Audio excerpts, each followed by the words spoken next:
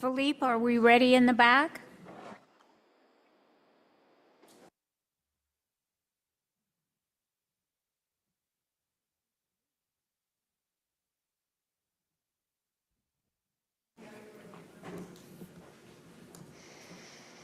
Good evening, everyone. Thank you. I'm going to call the Lafayette City Council to order on Monday, March 24th at 7 o'clock. So do we have, so the roll call, for the record, all council members and the vice mayor are present. Do I have a motion to adopt the agenda, or does anybody want to pull any items from the agenda?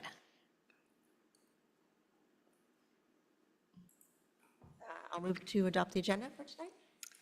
I believe, no, I thought you were going to. Consent, I wanted to pull one item. Oh, just from consent. Okay, never mind. Okay, so on the actual agenda, I do have a modification. I want to move item 15B, which is the National Library Week proclamation.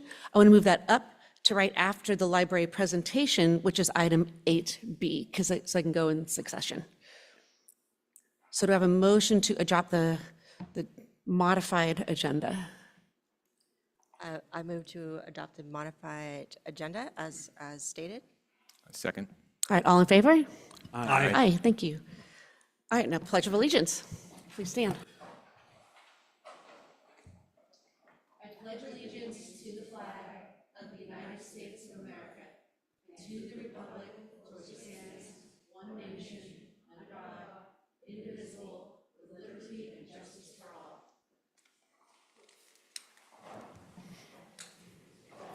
All right, now we'll go to public comments for items not on the agenda. Do we have any comments for items not on the agenda?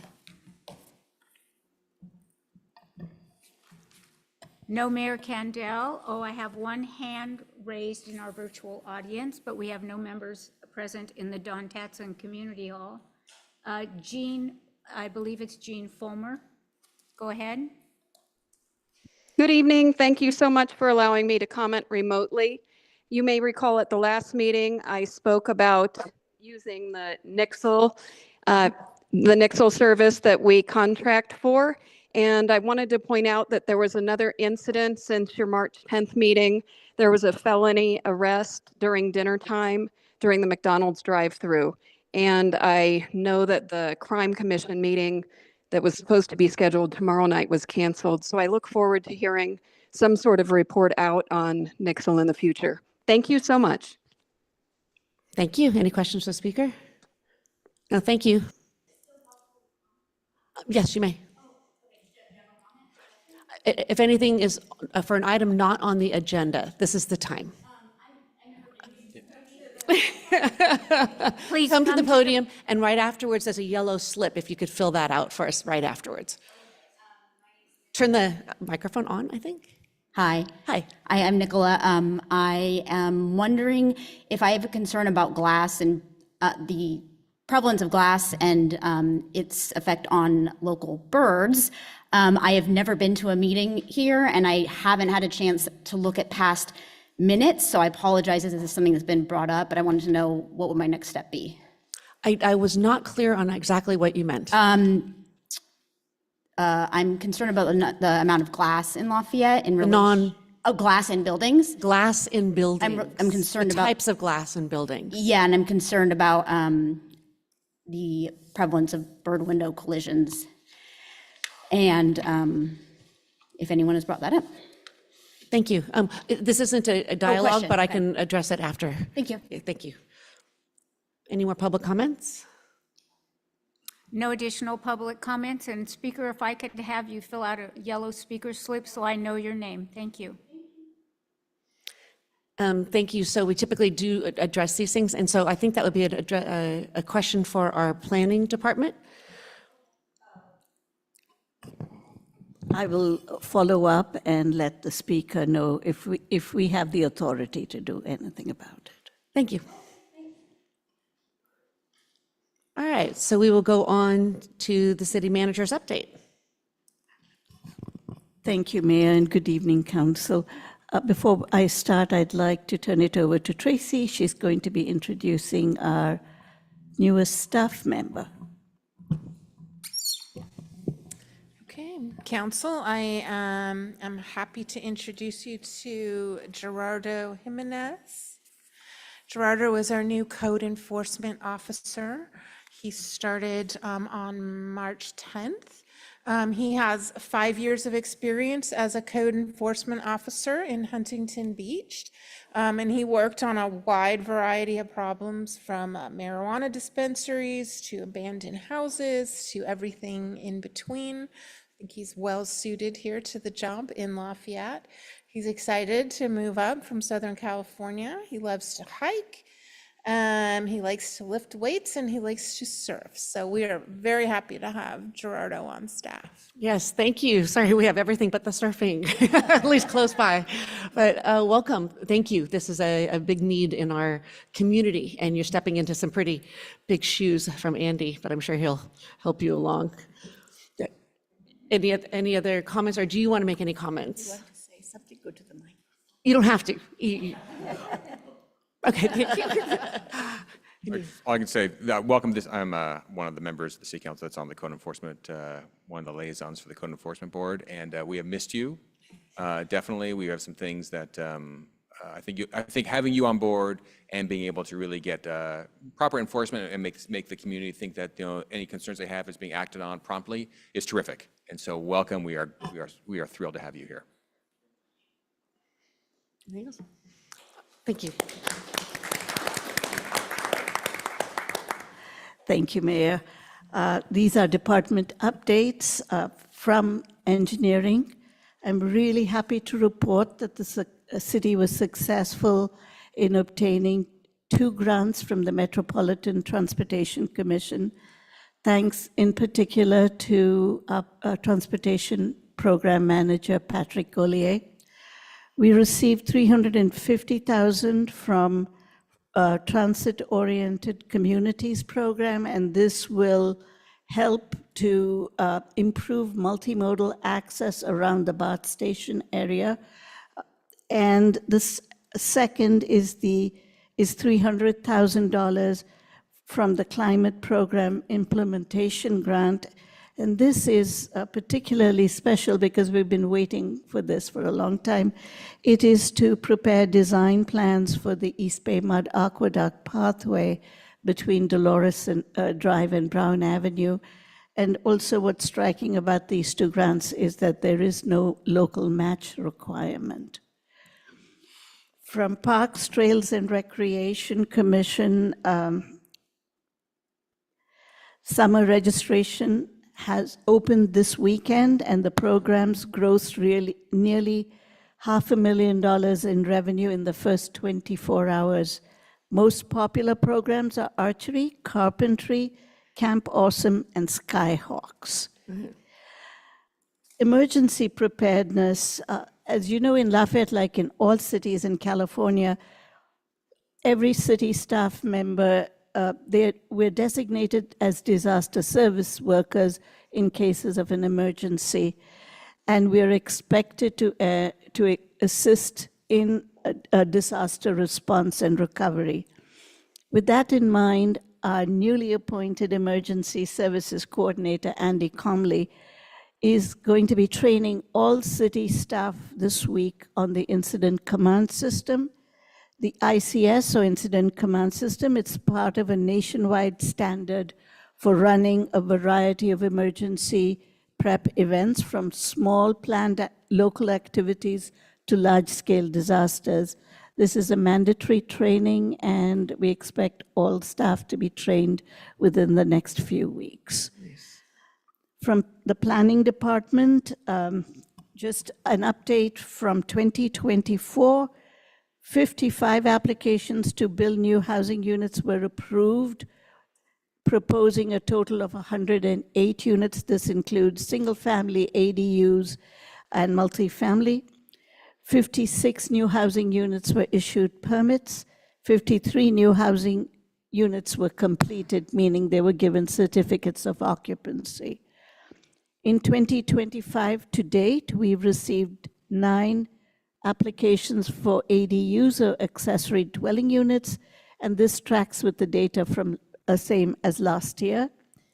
And in 2025 to date, we've received 5 applications for SB 9 lot splits. This is a slight increase based on the data at the same time last year. With that, I'd be happy to answer any questions you might have. Any questions? All right, I'm not seeing any questions. Do we have any public comment? Public. Mayor Candell, no public comment at this time. All right, thank you so much for the update and welcome. Okay, so we'll go on to presentations, and Chief Bachman is absolutely ready.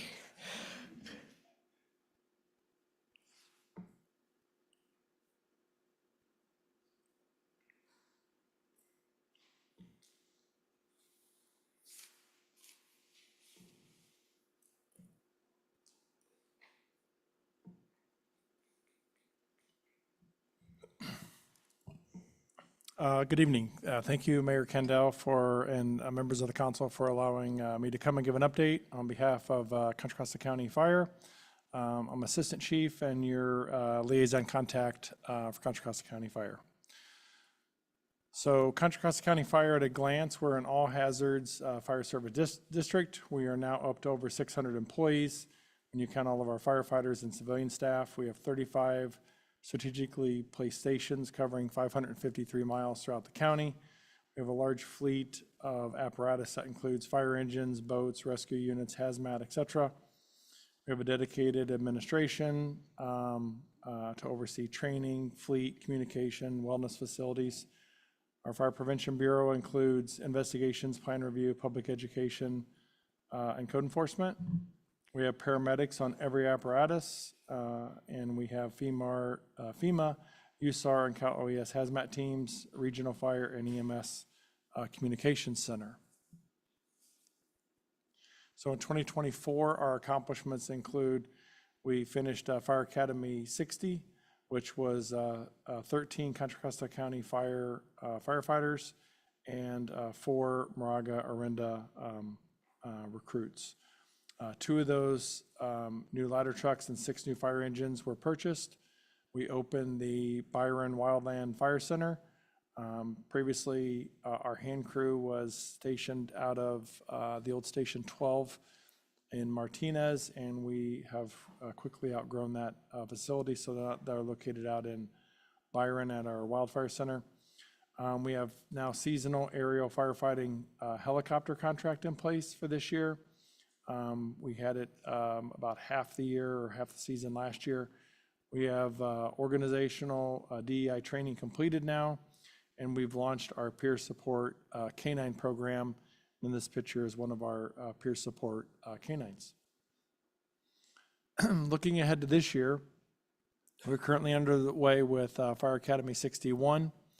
We're going to be annexing Rodeo and Hercules. That is set to occur on July 1st. We're going to be implementing a nurse navigation program to help with our EMS system and reduce some of those unnecessary ambulance calls and fire calls that can be handled through nurse navigation. We're going to be doing we've started a communications center remodel at our 911 dispatch center in Pleasant Hill off Geary Road. We're building a couple new fire stations out in East County, and we have a marine program expansion to include another boat. We're currently working on an ambulance service new RFP, and we have a paramedic program graduation that is scheduled very soon. So for Lafayette in 2024, we ran 2,195 calls. With that is the breakdown of what those calls consisted of. I would like to add that the hazmat and hazardous conditions, there was not 149 in Lafayette, but one of our hazmat units is staged in Lafayette or is at a Lafayette station. So when there's a county-wide hazmat need, that engine responds to join up with the hazmat team. So that's why Lafayette has a higher number with with, well, the hazmat calls because of the engine that's responding. Medical calls at 1,300, rescue at 38, and again, that higher number is associated with, and then vehicle accidents at 129. And vehicle accidents is the close proximity to Highway 24, and then also assisting our Engine 1 and Truck 1 out of Walnut Creek for 680. So again, not all those occurred in Lafayette, but because of the close proximity to two major thoroughfares for commuting, we do receive a higher number of vehicle accidents that are reported to our Lafayette apparatus. And then when we break that down, if we looked at beginning of the first quarter from, or the first, I should say 2 months, from January 1st to March 1st, we've ran 334 calls. Again, as you kind of break those out accordingly to what we ran over last year, we're really right on track with what we would see. The only one that is down is the exterior wildland fire. We haven't had any of those yet this year because of how green everything is, and your number is usually relatively small in the area of maybe 7 to 10, but we haven't seen any of those yet this year because of how green everything still is. So let's get into wildfire preparedness. We have, I like to use the term ready, set, go. Make sure that the residents are signed up for CWS alerts. That's the community warning system. Make sure that everybody knows their zone through the Genesis platform. That you have a go bag, and it's at a place where it can be easily assessed in short notice to grab it and leave your house if you're requested to evacuate. And the difference between an evacuation warning versus an evacuation order. Ideally, we provide a warning first to kind of give you a heads up that your zone's in warning, and in a perfect scenario, we would put zones in warning that are near the fire, and zones that are within the fire will usually identify an order if it's needed. And then when we switch that, the expectation is that the residents would leave immediately. One thing I want to go back to is making sure that we understand defensible space and the importance it plays in making sure we're prepared for wildfires to help us in defending your home should we need to do structure protection. So provided 2 different QR codes. If our residents are unsure of if they've signed up for CWS, there's a QR code for that, along with the evacuation zone for Genesis. The last several years, we've been passing out a lot of postcards, which has these QR codes on them that, including the defensible space one. So it's the making sure you have signed up for CWS, that you know your zone, and the defensible space standards. Something that's new this year that came out in February 24th of 2025 is CAL FIRE has updated their fire hazard severity zones. If you go to our website, you'll be able to view before and after maps, fact sheets about the update, and an option to leave public comment before the local ordinance is adopted. Our next public meeting is scheduled for April 1st at 6 p.m. and it's at the Board of Supervisors chambers in Martinez. And we're encouraging everyone to, it's a hybrid meeting, so it'll be both in person or online. It'll be recorded. There will be a public comments section at the end. And at any point, you can go to our website, and it's a form that you can fill out, and we're currently monitoring all those public comments, which will be added to the ordinance when it's adopted. So I would like to show a piece of what the severity zone changes are specific in Lafayette. So if you go to our website, you're able to really zoom in on this tool. Our GIS team helped us make this really neat swipe tool to show kind of before and after. So on the left side, it shows what the map was, or what the proposed map is for 2025. On the right side of the swipe tool, which is the entire screen right now, shows the recommended map that was presented to us by CAL FIRE in 2009. Those were officially adopted in 2011. And for clarification, I always like to use this opportunity to explain to residents that in 2011, or 2009 to 2011, as we worked with CAL FIRE to adopt the maps, we only adopted the very high. So these maps that included moderate and high even existed back in 2009. This layer that we got, we received it from CAL FIRE to put this map together to explain to everybody that the reason you've only seen the very high in a lot of the maps is because that's what the county and the cities adopted. But the original map layer and maps that everybody worked off of did have all three zones. New regulation in 2025 is that we must adopt all three zones, not just the very high.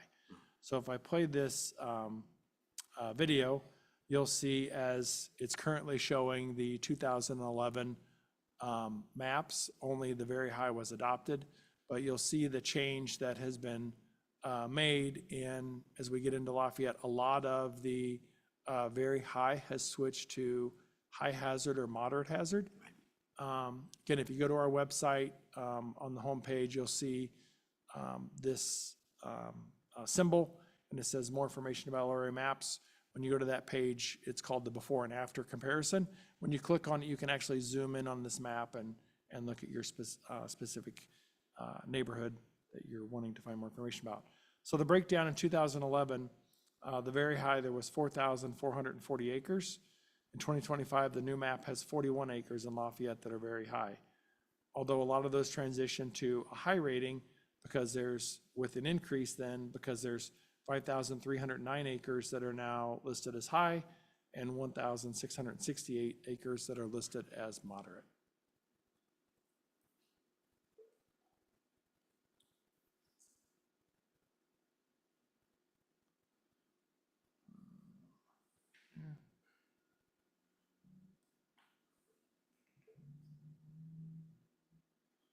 Not sure why that just closed down.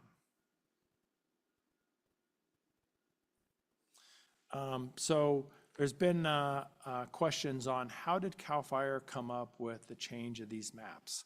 So again, on our homepage, we were able to go to their website and download what they're calling the geospatial model to how they came up with the maps back in 2009, and then updates were made, I believe, to this formula, to the new formula in 2025 to identify how these were made. There's actual 5 models with different formulas in them. You can read the full report or document. It's available to download. But the importance to know is that these 5 modules in this formula delineate wildfire zones. There's wildland fire hazard severity zone classifications. There's brand production and dispersal, non-wildland classification, and then jurisdictional overlay. So as you go through each of these modules, you'll see it's a rather complex model that used a lot of different data points and data sets to create these new zones. The full report is available on our website, and when you read this report, it also identifies the locations of where they pulled all their data from to input in this model that they're presenting with the new updated zones. So we've been asked, well, what is CAL FIRE using in addition to these maps? And I think there's been concern that if they're not in the very high, or they're not going to be eligible for grants, are they not going to be considered for mitigation projects? So I would like to provide further clarification that for the Contra Costa County Wildfire Mitigation Program, and when we're evaluating areas where we do mitigation work, we do have fuel models at the 5-meter level that include predicted flame length, and I'll hit play on this to show a sample report that I pulled for Lafayette. So we're able to pull an area that identifies where whose district is it in, what fire district. But then this is a good example where it shows the predicted flame length. And we can, when you zoom in, you'll see there's 2 different lines. One's at the 0 to 30 feet, and then the other one is at the 30 to 70. So, or I'm sorry, 30 to 100. Same with this is the ladder fuel explanation. So we're able to look at these different reports that identify then what's the wildfire hazard, along with what's the wildfire risk to structures in a specific area, and you'll see the little mark of where this report's pulled from, along with the slope and what is the vegetation height. So we're looking at all these different scenarios, not just fire severity zones, as we're evaluating areas of where we're doing fuel breaks, mitigation work, evacuation route cleanups. It isn't just severity zone maps that we look at to determine where we should be doing mitigation work throughout our county. So I did want to provide clarification to that, because we are seeing that comment repeatedly in some areas that have concerns about their new rating, along with concerns where their rating has decreased. And to end, then would open it up for any questions. Great, thank you very much. Great presentation. Always like to have you here. I do have some questions, but I'll let my fellow council members go first if you have any questions. If you don't mind, then we'll just, so I think one question that certainly is on my mind, I'm sure many of our residents, is we all saw the LA fires, not so long ago. And a lot of us kind of projected what our communities would look like compared to what we saw down there. Has CONFIRE done any sort of, look or analysis or any sort of assessment of what happened down there? And are there lessons learned that we are using to increase our readiness, or do you have lessons that you should be telling the community that we should be doing based upon the lessons from the LA fires? So several of us did go down there. We've sent an engine company down there, water tender. I went down as a public information officer.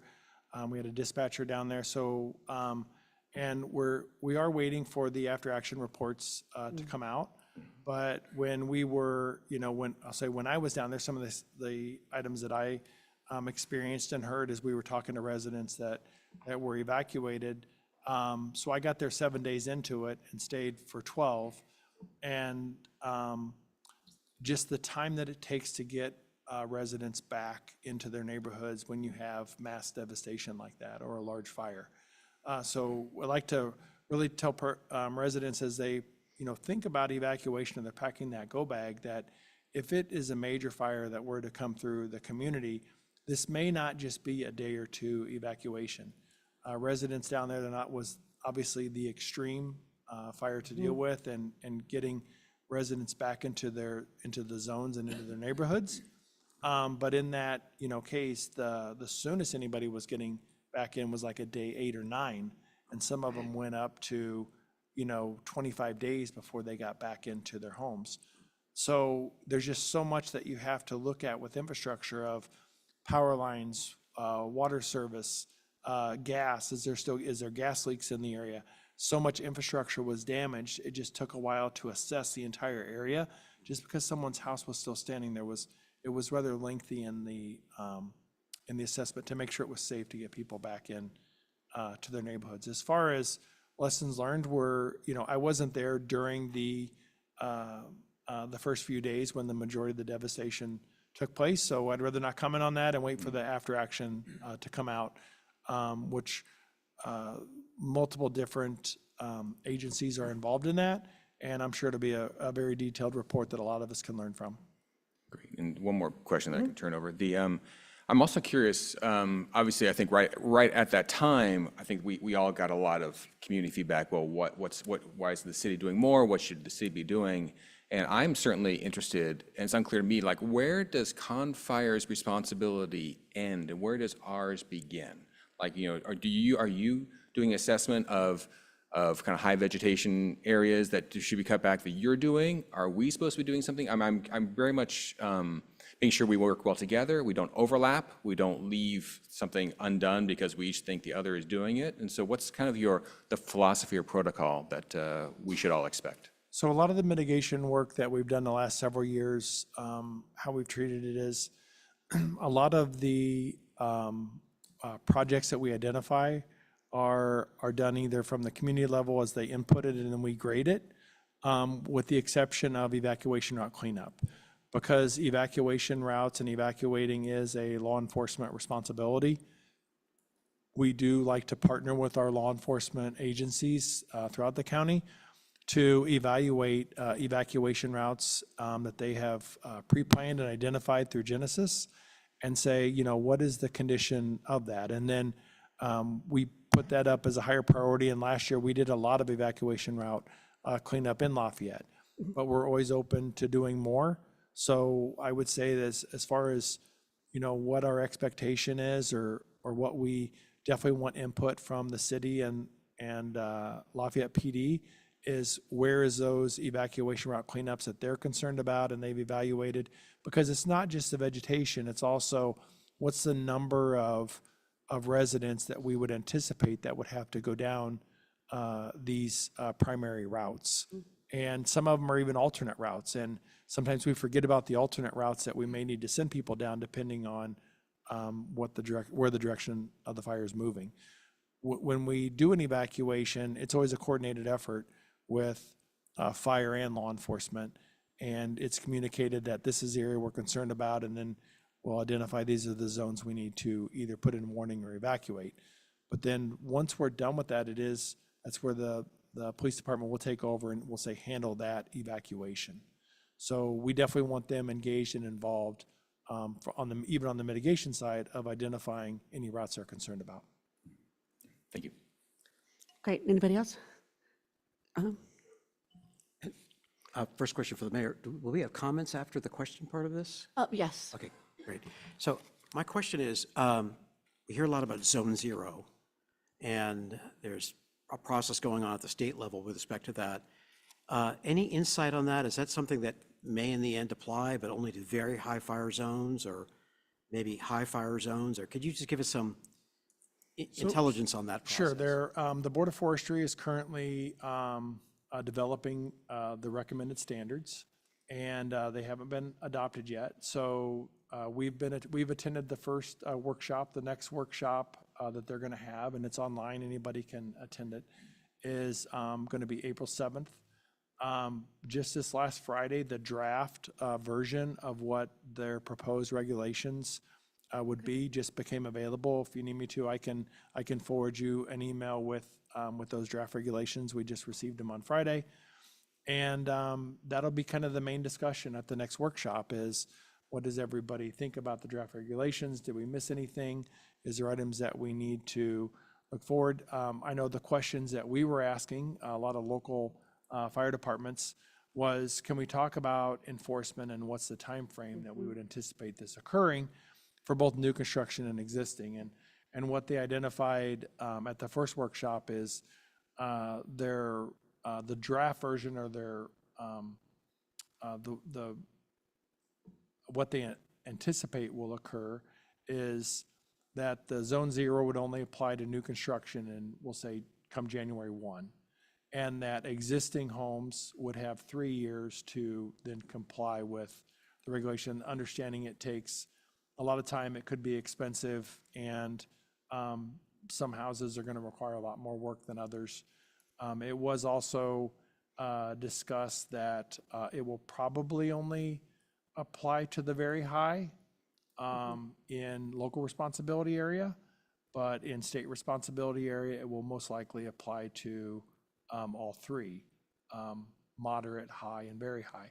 Again, still in the draft stage of those regulations. So I think the goal was that something would be completed in June, I think is the time frame, because even if the regulations only apply to new construction, the idea is to give as much notice as possible where it's going and what those requirements are. Okay, and Go ahead. Yeah, follow up? please. Thank you. Could you clarify for me, you said there's a state responsibility area and then there's the local. What's the distinction here? So the state responsibility area is anything where that responsibility area is CAL FIRE. And when you look on our map on our webpage, there's two different maps you can look at. You can look at the comparison map, which only shows the local responsibility area. That's Con Fire's jurisdiction, Moraga-Arenda's jurisdiction, San Ramon. The local fire departments are the only thing that's on that map. Right next to that is also the CAL FIRE rollout plan and updated map. And when you click on their link, it'll take you to a page that shows, we'll say, all 6 zones. It shows the SRA at the very high, the high, and the moderate. It also shows the LRA, which is the local responsibility area, at the very high, the high, and the moderate. So right now, the way the language is, we'll say in draft form, leaning is that it would, defensible space or in zone 0 requirements would apply to all 3 in SRA, and it would apply to only very high in the LRA. Again, we're still in the draft piece. We're working through workshops and everybody's evaluating and listening to what their communities are saying, what the comment is from other jurisdictions statewide of should there be a difference between the two. But that's, it hasn't been decided, and we're in process of providing comment as those regulations are being drafted. When is the comment period for a city like ours to comment if we chose to? Or are we allowed to make comments on those? So I will say that at the workshops, it isn't just fire officials. I mean, there are cities that are attending the workshops and providing comment and input. Okay. So it's something that, is open. Like, at the last one, there was quite a few Firewise leaders that spoke. There was fire safe councils that provided comment. You just have to identify, who you're representing or what your affiliation is, or you're just a resident. And then they take those public comments. But that workshop is being done through the Board of Forestry. And of course, all the different fire departments and CAL FIRE are heavily involved in that process. So can you send us the link or whatever, the notification of when that meeting is and where it is, and I'll think that'd be great. Thank you. Yeah, go ahead.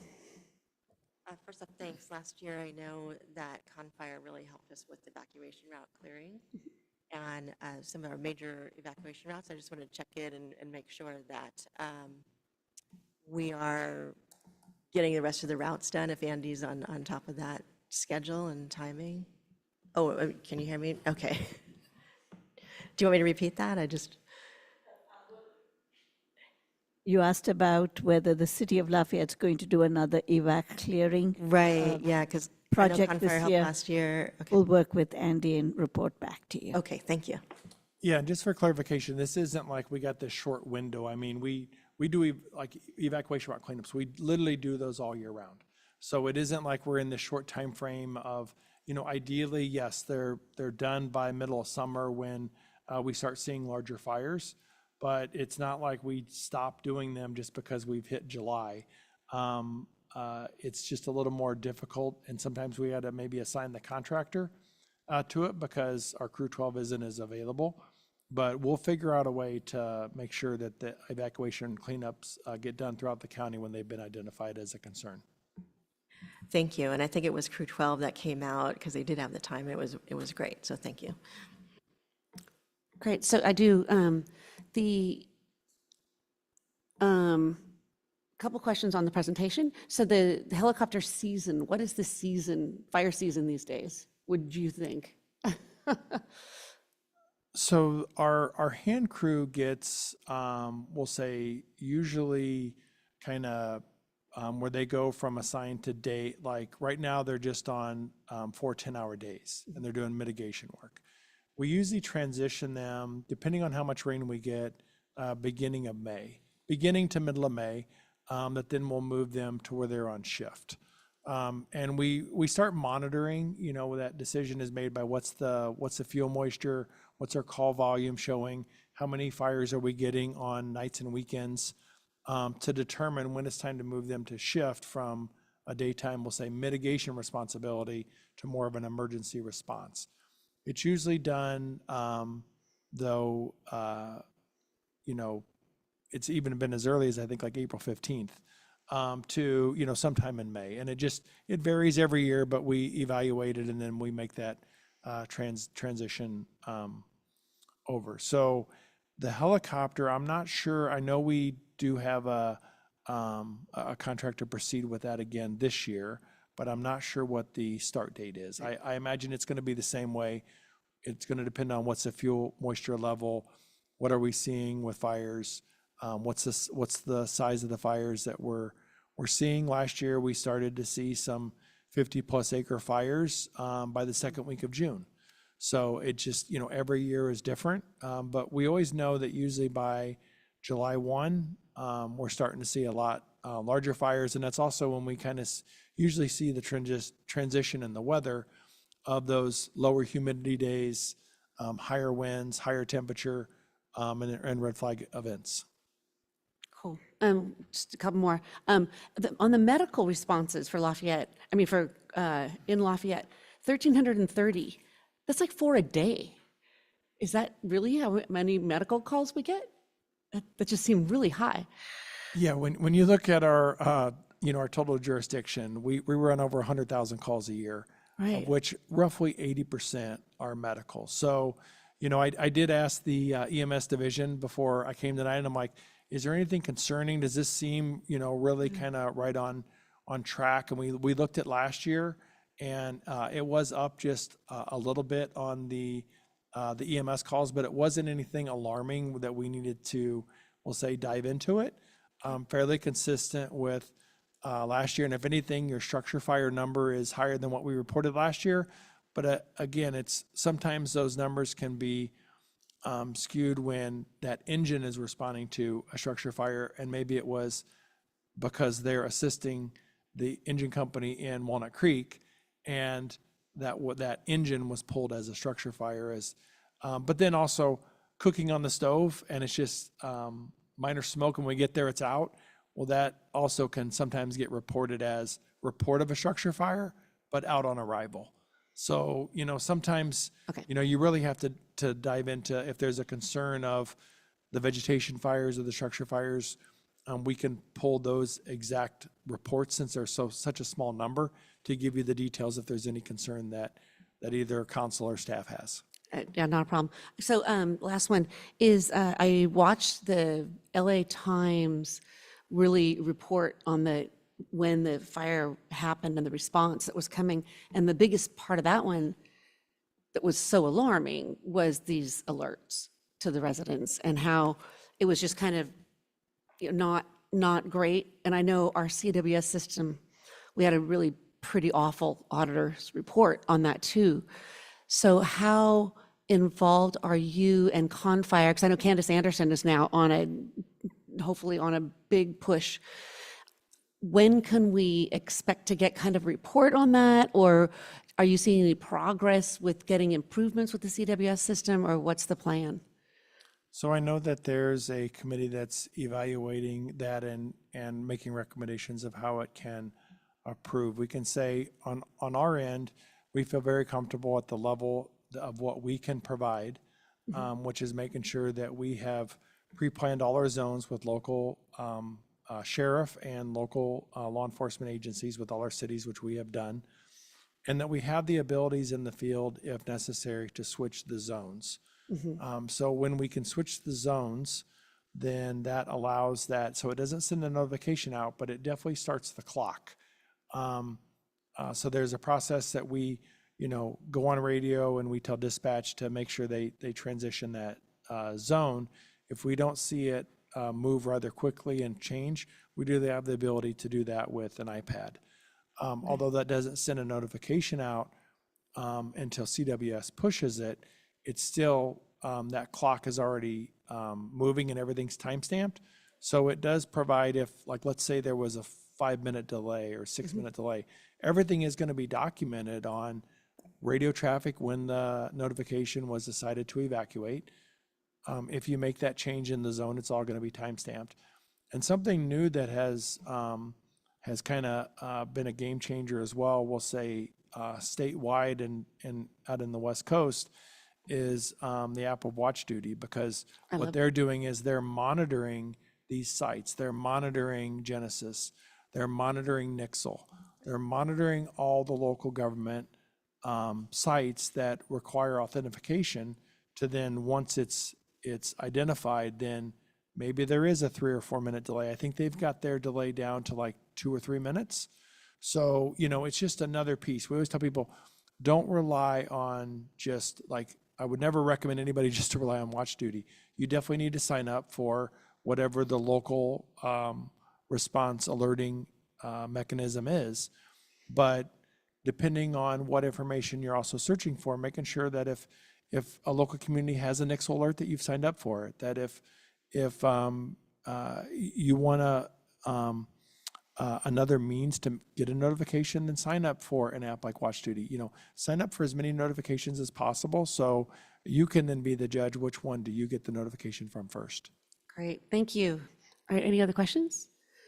All right, do we have any public comments? Oh, please fill out the forms and Joanne. Okay, Mayor Candell, we have our first speaker in the Don Tatson Community Hall, David Clark. Thank you. Thank you for that presentation. I'm confused. I've been spending the last 20 minutes trying to figure it out, and I think you were confused last Saturday as well. But that chart that you had about the 4,000 units versus the 7,000 units, is that reconcilable? I mean, I guess I'm just asking.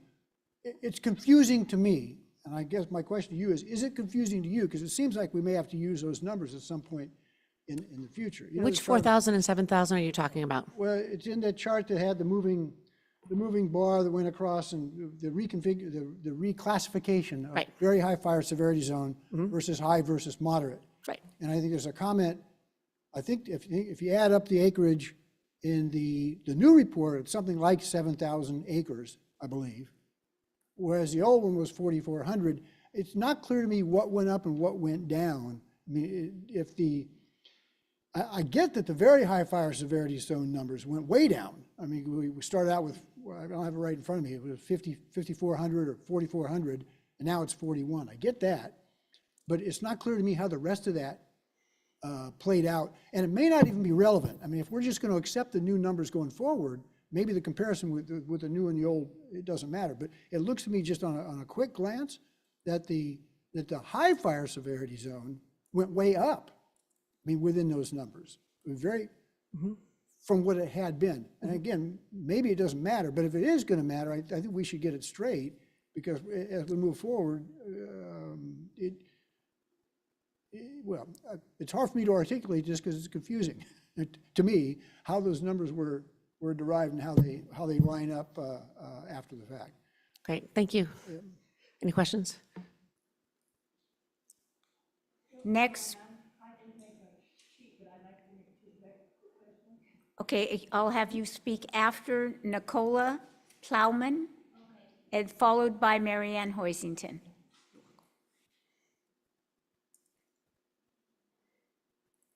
This is on? Oh, hi. Thank you for indulging another, this is comments or questions? Or, We can't answer any questions really directly. It's Okay. not a back and forth. okay. Yeah. My name's Nicola, and before the fall, I was living in LA, so before the fires, and I'm now living here with my aunt in Lafayette. And my big concern in LA, I guess, in all the mitigation and the prevention and the defensible space stuff that I've read in local stuff and on the national news, there's a big emphasis on clearing vegetation, obviously, and I'm concerned about the fact that there are still lawns everywhere, and that I'm concerned about the amount of like who's in charge of regulating the trees that do get cut down and trimmed. And from the outside perspective, it seems that I don't know who's looking out for the actual trees, and I'm concerned with the fact that all these lawn machines run, I believe, on petroleum, and a lot of them are still gas. So as someone who's new to all this, my outside perspective is, why are we ignoring the lawn? Why I don't hear anyone mentioning trees, birds, wildlife, all that. Obviously, there's a balance, and my concern is, and my question, yeah, that's my concern. All right, thank you. Any questions for the speaker? No, thank you very much. Okay, thank you. Marianne Hoisington, to be followed by our virtual audience. Rob Lavoie would follow Marianne Hoisington.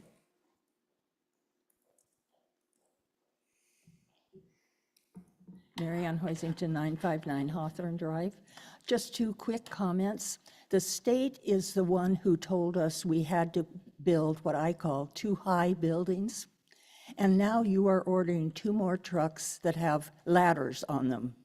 Is there any, I guess this is a question, so I'm suggesting that you see if you could charge the state for those 2 extra trucks, because we wouldn't have needed them had we not built these buildings that are too high. And my second comment is a question. Where is the closest ladder truck to Lafayette? We need to know that because we don't have a ladder truck in Lafayette, and we will now have buildings that are too high. So how can we find out where the closest ladder truck will be to us? All right, thank you. Any questions for speaker?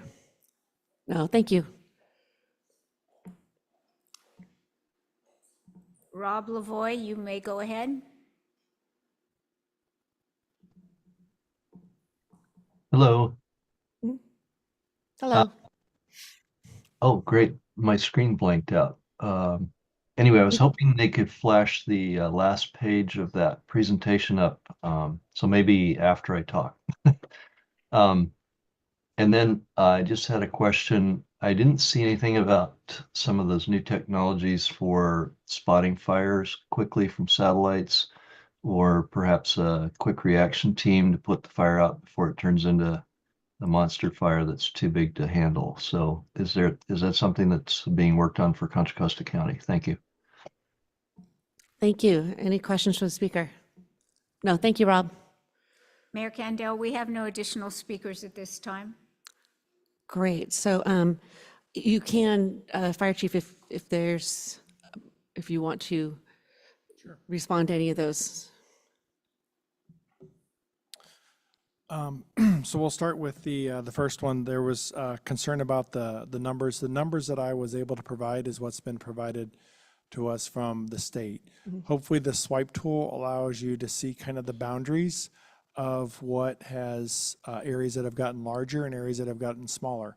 Unfortunately, the state did not provide us with the breakdown of the moderate and the high back in 2009 to, we'll say, compare countywide. But if you go to our page and you look at the acreage breakdown sheet, or it says LRA by acres, there is a breakdown for every city in Contra Costa County along with the unincorporated area that shows what those acres are and what the change was.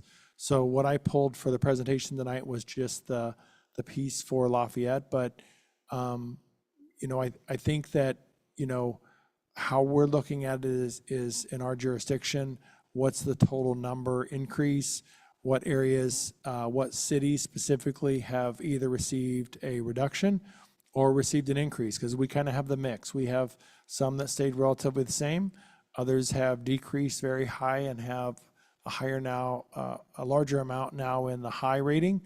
And then we have other cities that didn't have anything. They were originally listed as moderate and high that now have large portions of very high. So we really have the whole mix in our jurisdiction that we're seeing. But hopefully the breakdown and the swipe tool allow you to evaluate the difference. And I think probably the confusion the resident was talking about was, when you add up everything, he believes he's seeing an increase in almost 7,000 acres that are being identified. I would like to clarify that we don't have what the numbers were between the moderate and high. I can request those and see if CAL FIRE will, has that breakdown, but it wasn't provided on their website where we pulled the data. Thank you. Vice Mayor? Could I ask that you do that? Yes. Because all we need are those 2 numbers, and then we're good. Sure. And if they're not, maybe our GIS analyst can possibly even do that from the GIS layer that we have. But I will add that to my list. As far as the next question was, the regulations, trimming up trees.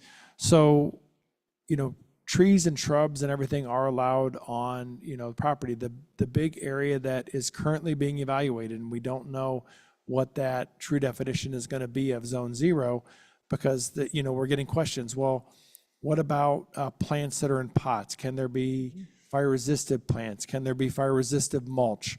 That's what they're trying to work through right now, we'll say in that 0 to 5 foot space. But in we'll say the 5 to 30, and then the 30 to 100, all those regulations and what the spacing that you're supposed to have, how you limb up your trees, all that is currently available today. If you go to our website and download the Defensible Space brochure, multiple different examples are shown, and part of that equation of what is looked at includes what's the slope that you're on. Is it flat or are you on a slope? Because that does change some of the spacing requirements. The next one was asking about, can we charge the state? The fire department, or our fire department looks at, when there's a development, does the fire code allow for it to be built? And if it does, then we have to identify how we're going to protect it. The closest ladder truck that would be responding to Lafayette is out of Station 1 in downtown Walnut Creek. That is looked at, and we continue to monitor and evaluate, we'll say, the total call volume, number of structure fires we run, and that's why we pulled these reports not only for Lafayette, but every one of our cities, and annually it's evaluated to identify, are we short apparatus? Are we short personnel? If we're going to continue to add personnel, do we need to build a new station? Do we need, maybe we don't need a new station, but we need to add a double company in a station. That would be a ladder truck and an engine. So those are constantly being evaluated on an annual basis. It has been identified that some of our shortfalls that we needed to address are out in East County, and that's the next location we're building 2 stations. And the last piece on technology, we absolutely are looking at fire models, Embercast models. In fact, I'm we'll say kind of honored that I was selected as a speaker at the Wildland Urban Interface Conference. I'm flying to Kansas City tomorrow to speak on that very presentation about how Contra Costa County utilizes technology to combat wildfires, and how we have 10 different examples where we feel like we're setting the stage and one of the most innovative departments in the nation to how we use technology.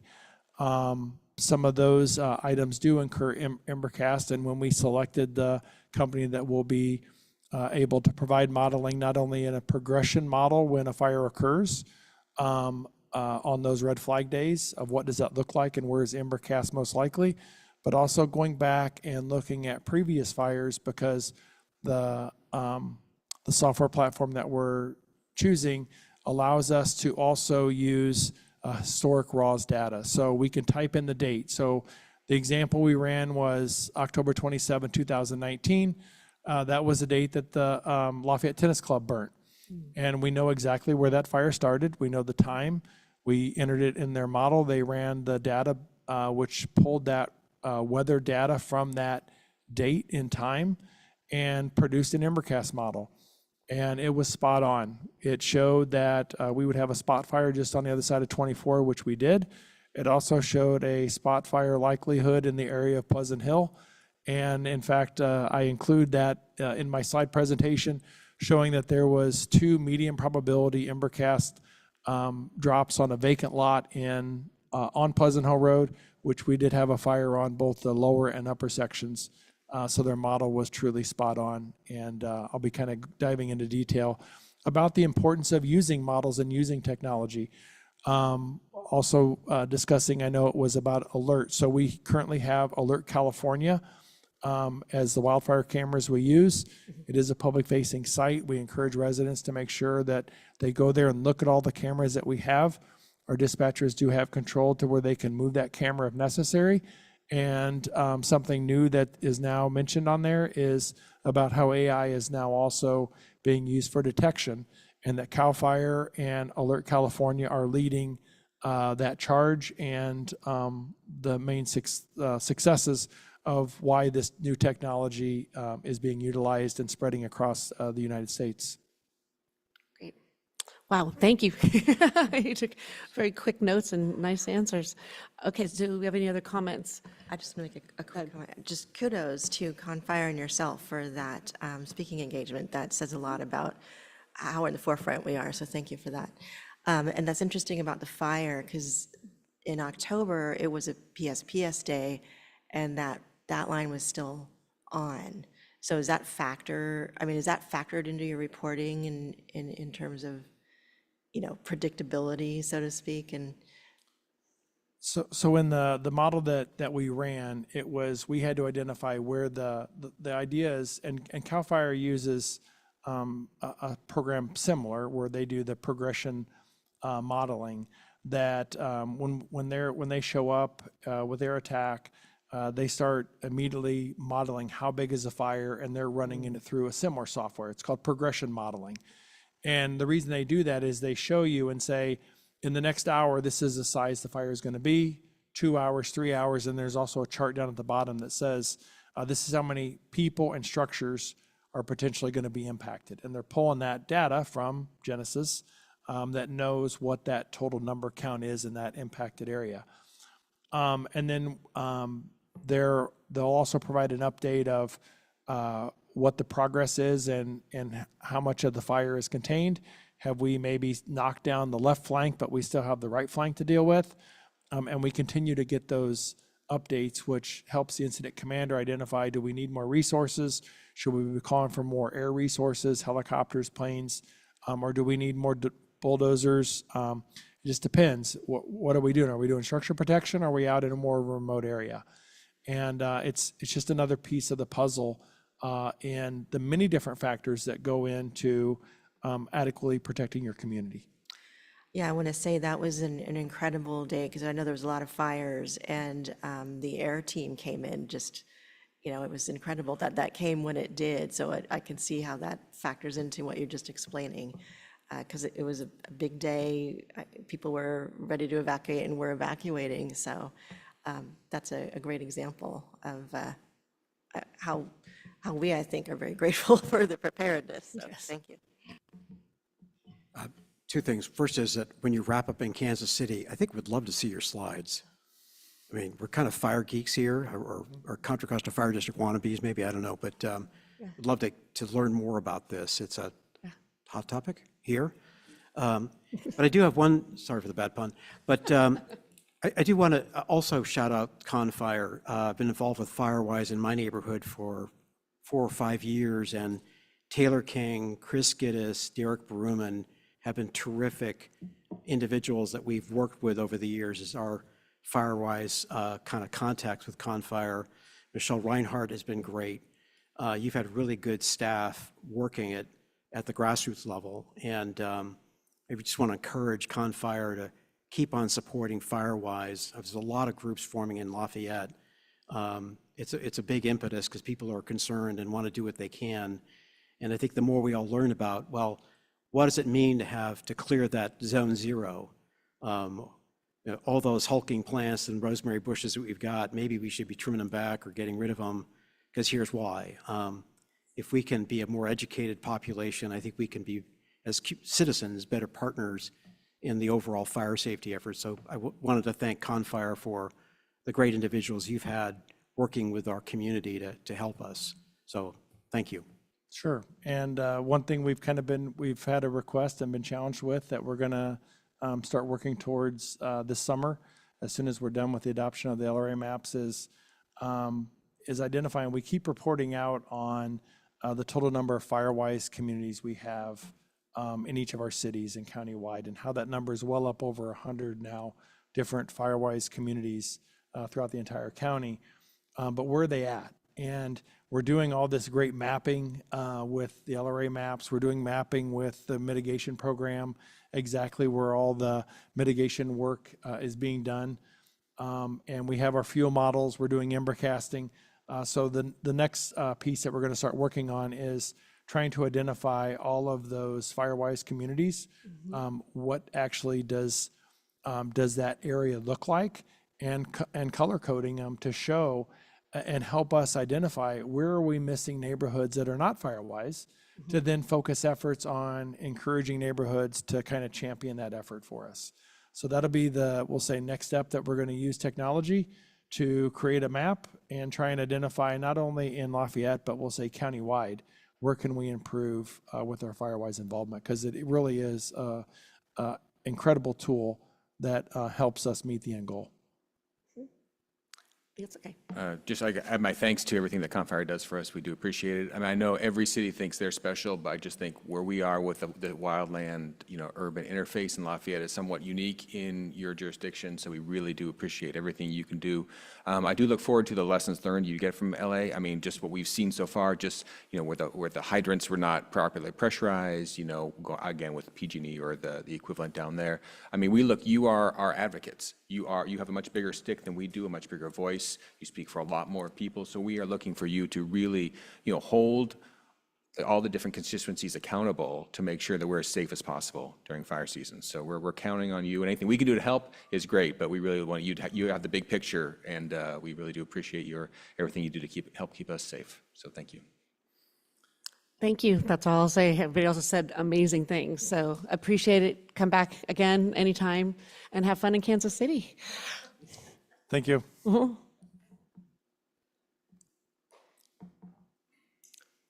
Great. Now we're going to go to the senior, Rob Taggett, and the Senior Community Library Manager and the Lafayette Library and Learning Center Foundation update.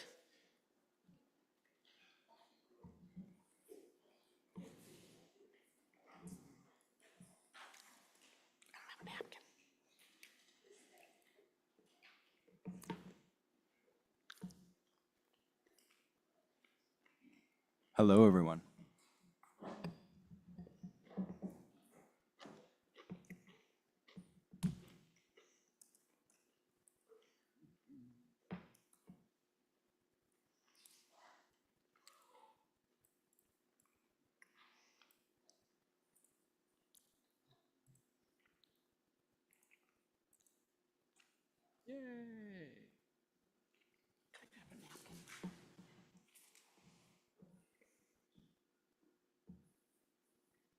Hello, Council. Thank you for having me this evening. My name is Rob Taggett, and I'm the Senior Community Library Manager here at Lafayette Library.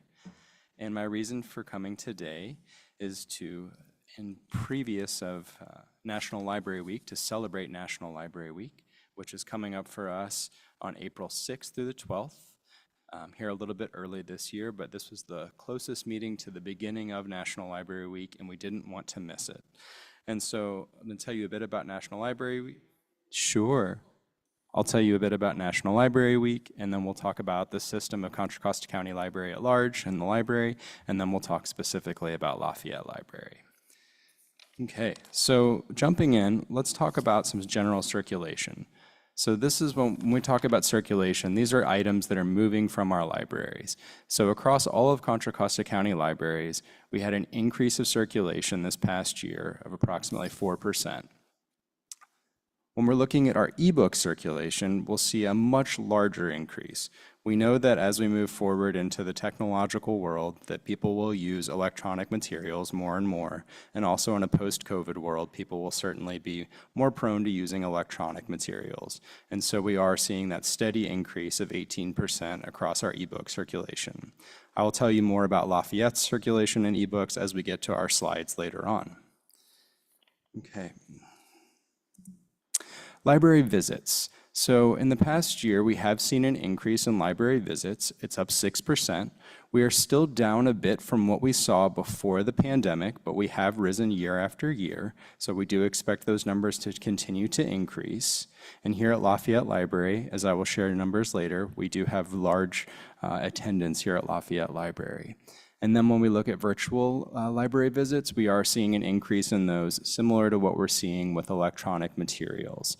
Virtual visits, electronic materials, both are increasing as we move forward into a more digital world. Okay, so let's talk about most popular books. For those of you who may have early readers at home, you may have seen The Thank You Book by Mo Willems. For those of you who have middle readers or teenagers, you may have seen the Dog Man books. This one in particular are one of the zillions of others. And then when we look at teen readers, we have Divine Rivals by Rebecca Ross. And then for adult readers, maybe you were in a book club or someone you know was in a book club who read Kristen Hanna's The Women. This year, we did celebrate the first birthday for the Rolling Reader. The Rolling Reader is our all-electric outreach and literacy van that works to serve children from 0 to 5 ages in vulnerable communities. We served over 13,000 people with over 7,000 books distributed, 175 new library cards issued, and 6,000 plus miles driven. We always aim to bring new materials to the library, whether that's the physical materials that are on our shelves or the more exciting digital resources that we bring each year to the library. So this year we have O'Reilly, which is a collection of technology and business ebooks, audiobooks, courses, and videos for students, job seekers, entrepreneurs, general learners, and beyond. We also have Mango Languages. Many of you may be familiar with Rosetta Stone. Mango Languages is another comparable product used at many public libraries across the country. Mango, you can choose from over 70 world languages, enjoy native speaker audio and cultural context that will fully immerse you in the language. Mango includes Little Pim for young children, American Sign Language, and ESL for non-English speakers. And then lastly, consumer reports. Some of you may say, but I thought you already had consumer reports. Well, we did have consumer reports, and we still do have it electronically through Flipster, which is our EBSCO product that offers magazines. However, we now have consumer reports online, which means all of those articles that are online only and you could not get in magazines are now available through the library's website with our consumer reports online access. Last summer, we offered lunch at the library with over 13,000 meals provided, 6,000 plus summer meals, and then over 6,000 after-school snacks. Those were at Antioch, Concord, Crockett, El Cerrito, El Sobrante, Pinole, Pruitt, Rodeo, and San Pablo libraries. We also, looking at last summer, had summer reading, over 7,000 participants, and then we had a 21% increase. And I will tell you a bit more as we get to the Lafayette slide about summer reading here at Lafayette Library. More from 2024, Project Second Chance turns 40. Project Second Chance is our adult literacy program here at Contra Costa County Library. Self-Service Sundays, which is our pilot program offered at Concord Library to provide Sunday hours to the community.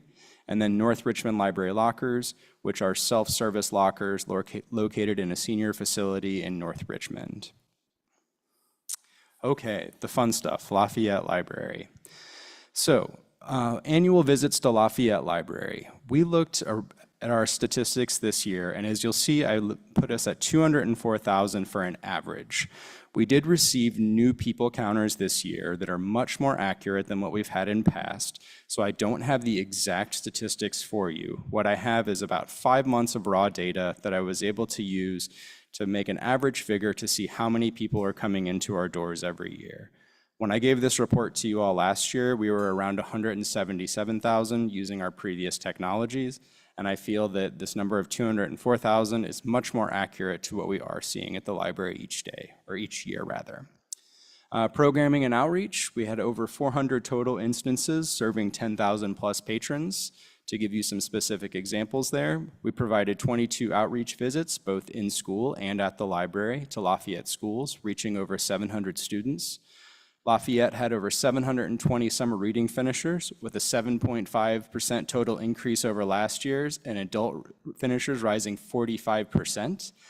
We finished 4th overall, but when we look at per capita, because I think that is important for us to do, especially when we're competing against larger cities like Walnut Creek, or as areas like Danville or San Ramon, when we look at these areas and we consider our statistics based on our population, we are actually the second highest ranking after Pleasant Hill Library when it comes to summer reading participation.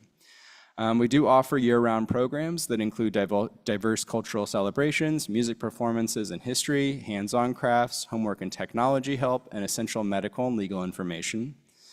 We do offer Read to a Dog literacy sessions 2 days per week.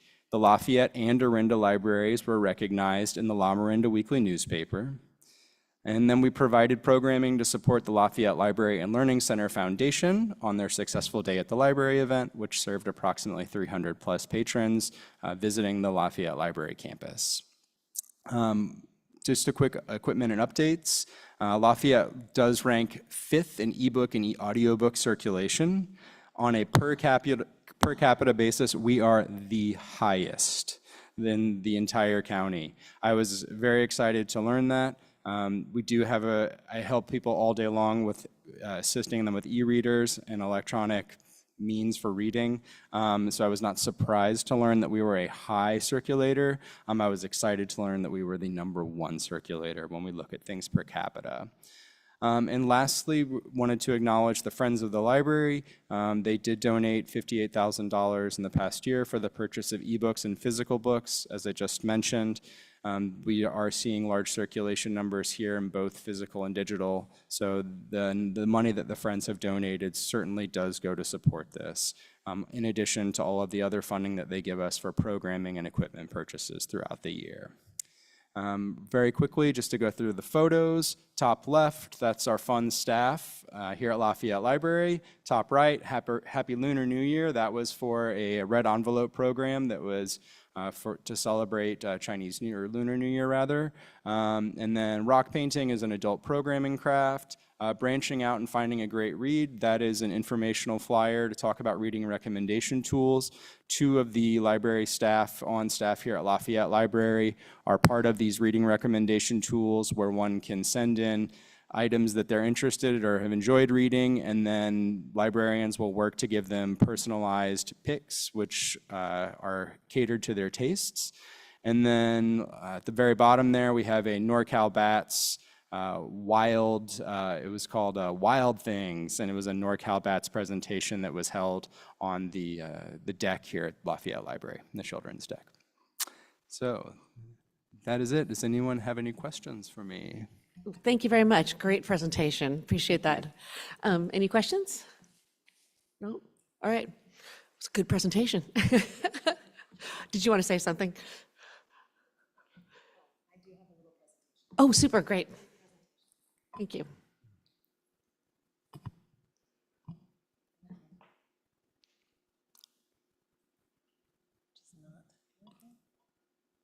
Philippe, we have another there you go. Oh, great, thank you.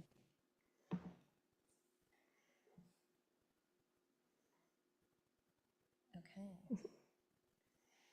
So, let's see here. How's that? I'm Nice really and close. terrible with microphones. That's okay, just nice and close. Thank you, Mayor Kendall. Thank you, City Council members, for having me here this evening. My name's Carol Varney, and I'm the Executive Director for the Lafayette Library and Learning Center Foundation. And as I am sure you all know, we are this fiscal year celebrating 15 years of the Lafayette Library and Learning Center Foundation. And while it was developed as a collaborative project with the state, the city, and Contra Costa County and many community members, it's now supported by the foundation, the Friends, the county, and the city.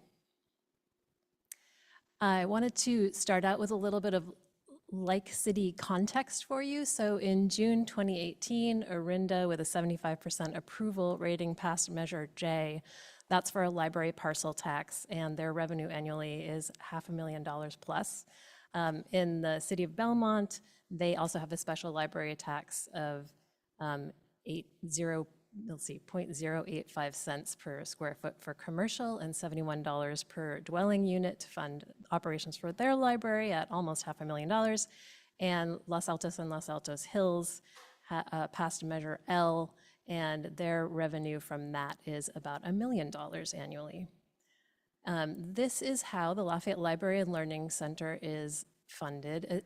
The total cost for the entire building and everything that happens in it is about $3 million. Friends, as Rob pointed out, funds book purchases, ebooks, and other things that happen in the library to the tune of about $100,000. The city of Lafayette funds $400,000, mainly for capital expenses. Contra Costa County funds just under $1 million. That's for your lovely librarians who you just learned about. And the foundation's budget is about $1.8 million, and we raise that through individual fundraising, corporate fundraising, sponsorships, program fees, and through investment income. And with that, we fund city staff and benefits, 2 full-time people, 3 part-time contractors, 2 full-time contractors, daily operations, maintenance, and other things. Our work in fiscal year 25 includes 21 different programs that we've offered here, including last August, we had 3 free evenings on Friday evenings in August called Novel Beats of free music. As Rob mentioned, we had Day at the Library. We offer Swell for teens and tweens, which is free drop-in programming for youth during school breaks. We had a great presentation in the fall in collaboration with Commonwealth Club World Affairs. And a thing that I was especially excited about is that we partnered with Cal Matters to do a Voting Matters guide. And this room was filled with people from all across Contra Costa County who came to discuss 3 different ballot measures on the state ballot. And it was a lot of fun, and I certainly learned a lot. We also have a Health, Wellness, and Aging series, and we've welcomed Caroline Paul with her book Tough Broad, as well as UCSF Dr. Max Crummell. We have a series on the art and science of food, and we just had Dr. Rachel Dutton and the cheesemonger from Market Hall. Our upcoming programs, I will not go through them all, but just will say these are upcoming programs. Swell will be operational for spring break. Is that next week, starting next week? We have, this might be of interest to you as well, because there is such beautiful artwork in the library that's here permanently. We'll have 3 artists whose work is on view permanently at the library in conversation with the Arts Council here, so I hope folks will come to that. And lastly, I'll just mention that we have Ray Suarez in conversation with Alyssa Quart and Deborah Lee of Economic Hardship Reporting Project on April 22nd. I'll also just mention we do have Heather Cox Richardson coming, but it is sold out, so I'm sorry to report, but also thrilled to report. Just to provide a little context nationally, there was a March 14th executive order calling for the elimination of all IMLS funding. That is our nation's only federal source of funding for libraries. Based on the most recent data from PEN America and the American Library Association, there's a near doubling of book bans year over year from last year. And without the support of the diversity of community members who believe that libraries are important, we're going to be facing the closing of libraries, which is already happening. So I will just say that National Library Week, as Rob mentioned, is April 6th to 12th, and the foundation will be doing a significant fundraising push during that time, hoping to raise $50,000, and the theme is Empowering Minds, Preserving Democracy. Support your library, and I want to thank all of you for supporting this place, because I know you all do, and I also want to thank the staff who's been very supportive of the foundation as well, and I thank you for your time. Again, a great presentation, very sobering. Do you get money directly from the federal government? Doesn't seem like We it. don't, but I did actually just apply for a grant from the state, which does come down from IMLS to the state, and that's where California will feel that. But what about our county? Does our county get federal funding, right? Because that's a, There is small amounts of money that do come from the federal level, but it's not, we're not largely dependent at this point on federal funding. okay, good for us, but not, right, not good anyways. Anyway, so any questions for them? Go ahead, Jim. No. Oh, any questions? No, thank you. We'll go public comment, and then we'll have comments after, okay? Do we have any public comments? Yes, Mayor Candell, I have Speaker Mary Ann Hoisington, and if anyone in our virtual audience would like to comment, please raise your hand now.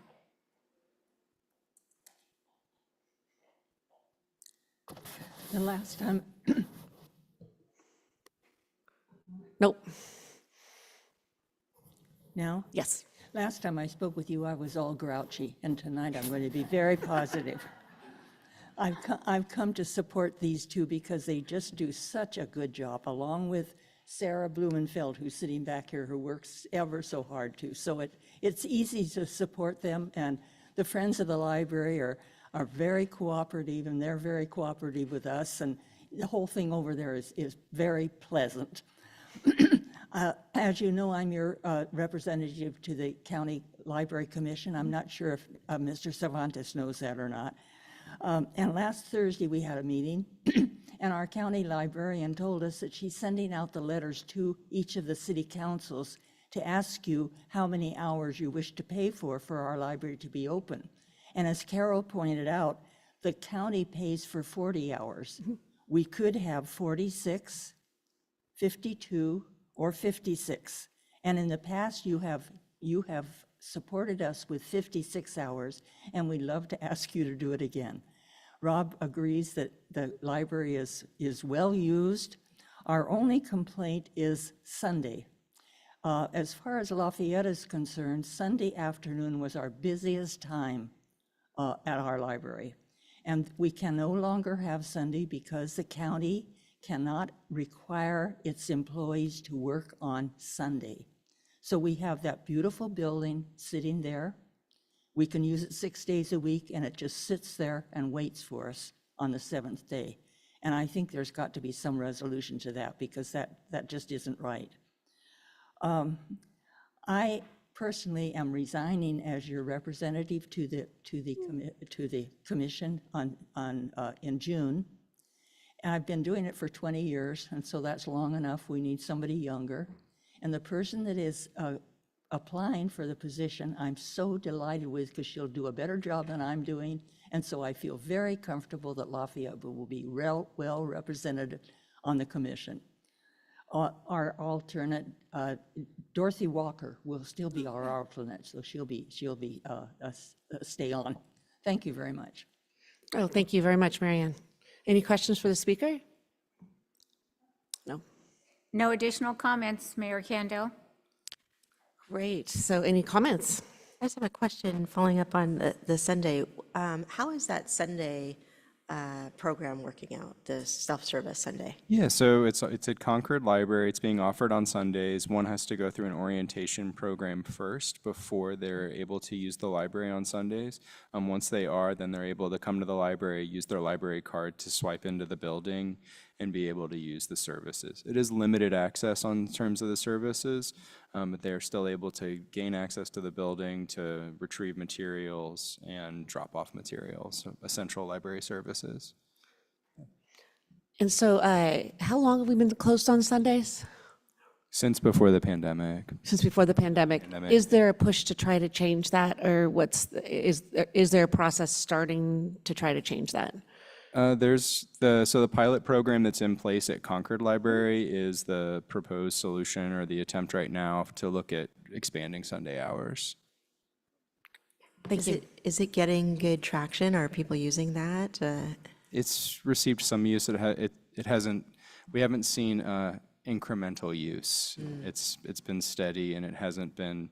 I wouldn't say it's overly well used. No. Okay. Thank you. All right. Any comments? Vice Mayor. I also wanted to give you copies of the annual report. I printed them Please, out for please. you Thank all. you. Appreciate it. Okay, well, I was not aware of Marianne's announcement, so I just want to say we'll find a better way to thank you, but thank you very much for your 20 years of service. That's incredible. Yeah, and thanks to both of you for your presentations. We always say the library is the heart of the community, and that's very true. So we look forward to working with you to get the Sunday hours, to increase the programming, and to just generally bring more people to the library from Lafayette and from surrounding areas. Absolutely. So Marianne, are you coming on next Monday to our State of the City and our, oh, wonderful. Okay, thank you. We're doing a commissioner and committee appreciation at the same time. That was my question. And the nice subtle hint about other cities doing parcel taxes, that was appreciated. Because I didn't even know that other cities have even done that. So it's always good to bring the awareness to this level. You know, I'm just saying it's always good to have awareness. But appreciate everything that you guys are doing. It is truly a treasure and so appreciated in our community. So thank you so much. Oh, Jim has one more. I just want to pick up what the mayor was saying. I mean, the Library and Learning Center is such a huge asset for this community. The programming you do, it just really adds to the sort of vibrancy and intellectual life of the community. It means a lot. I remember the fundraiser event from like the fall or so. It was so much fun. And I know it's just terrific work that you all are doing, looking at Sarah over there too. It really means a lot to add to this community and make it more special. So thank you. Great. So I am going to do item 15B right now, right? So, and 15B is the proclamation, which I do have here. Let me open the item. Do you guys want to do, or you just want to do anything besides just recognize the proclamation? So we have a National Library Week, the 2025 proclamation. We don't typically read these aloud, but this one is extremely well written, as no surprise, and describes everything fabulous about what you do and what you bring to our community. And we thank you so much. Hopefully that we will get a lot of attention for National Library Week on April 6th through the 12th this year. Thank you. We'll post that in the library as well. Of course. Oh, any public comment? We have to decide a thing. Mayor Candell, we have no public comments on this item.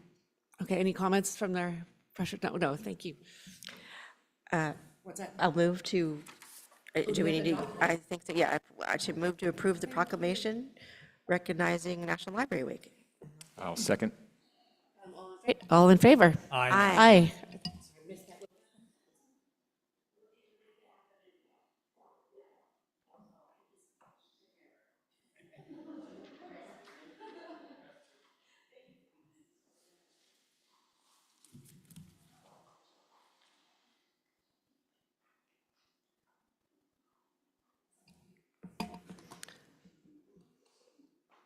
Okay, I think we are going.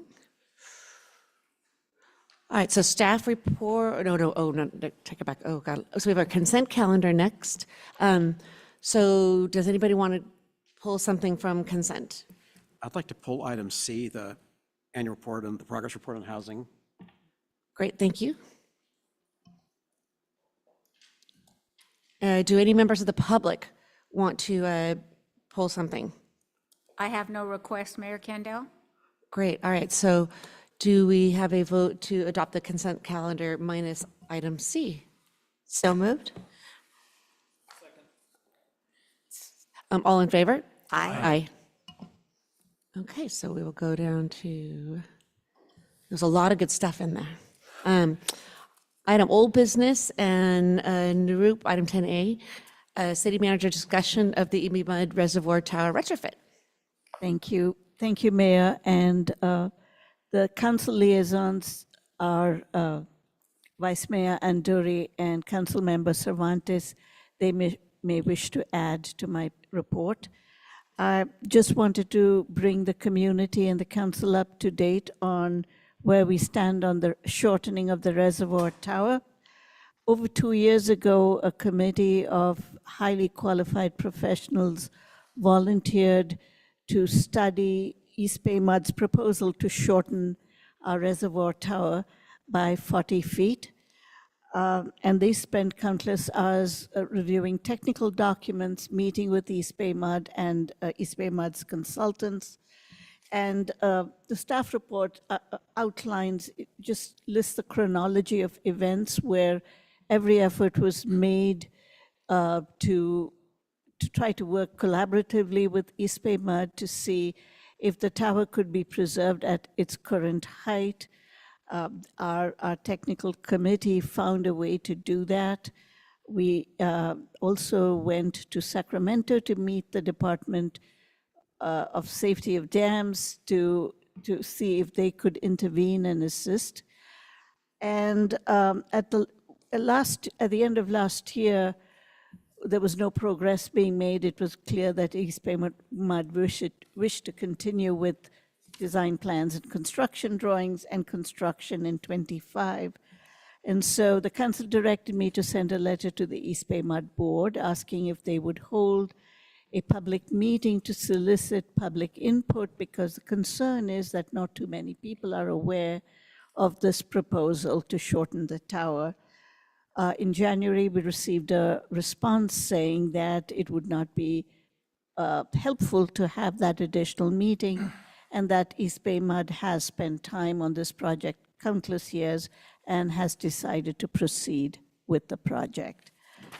And so it appears that East Bay Mud has made its decision. The website indicates construction will begin this year.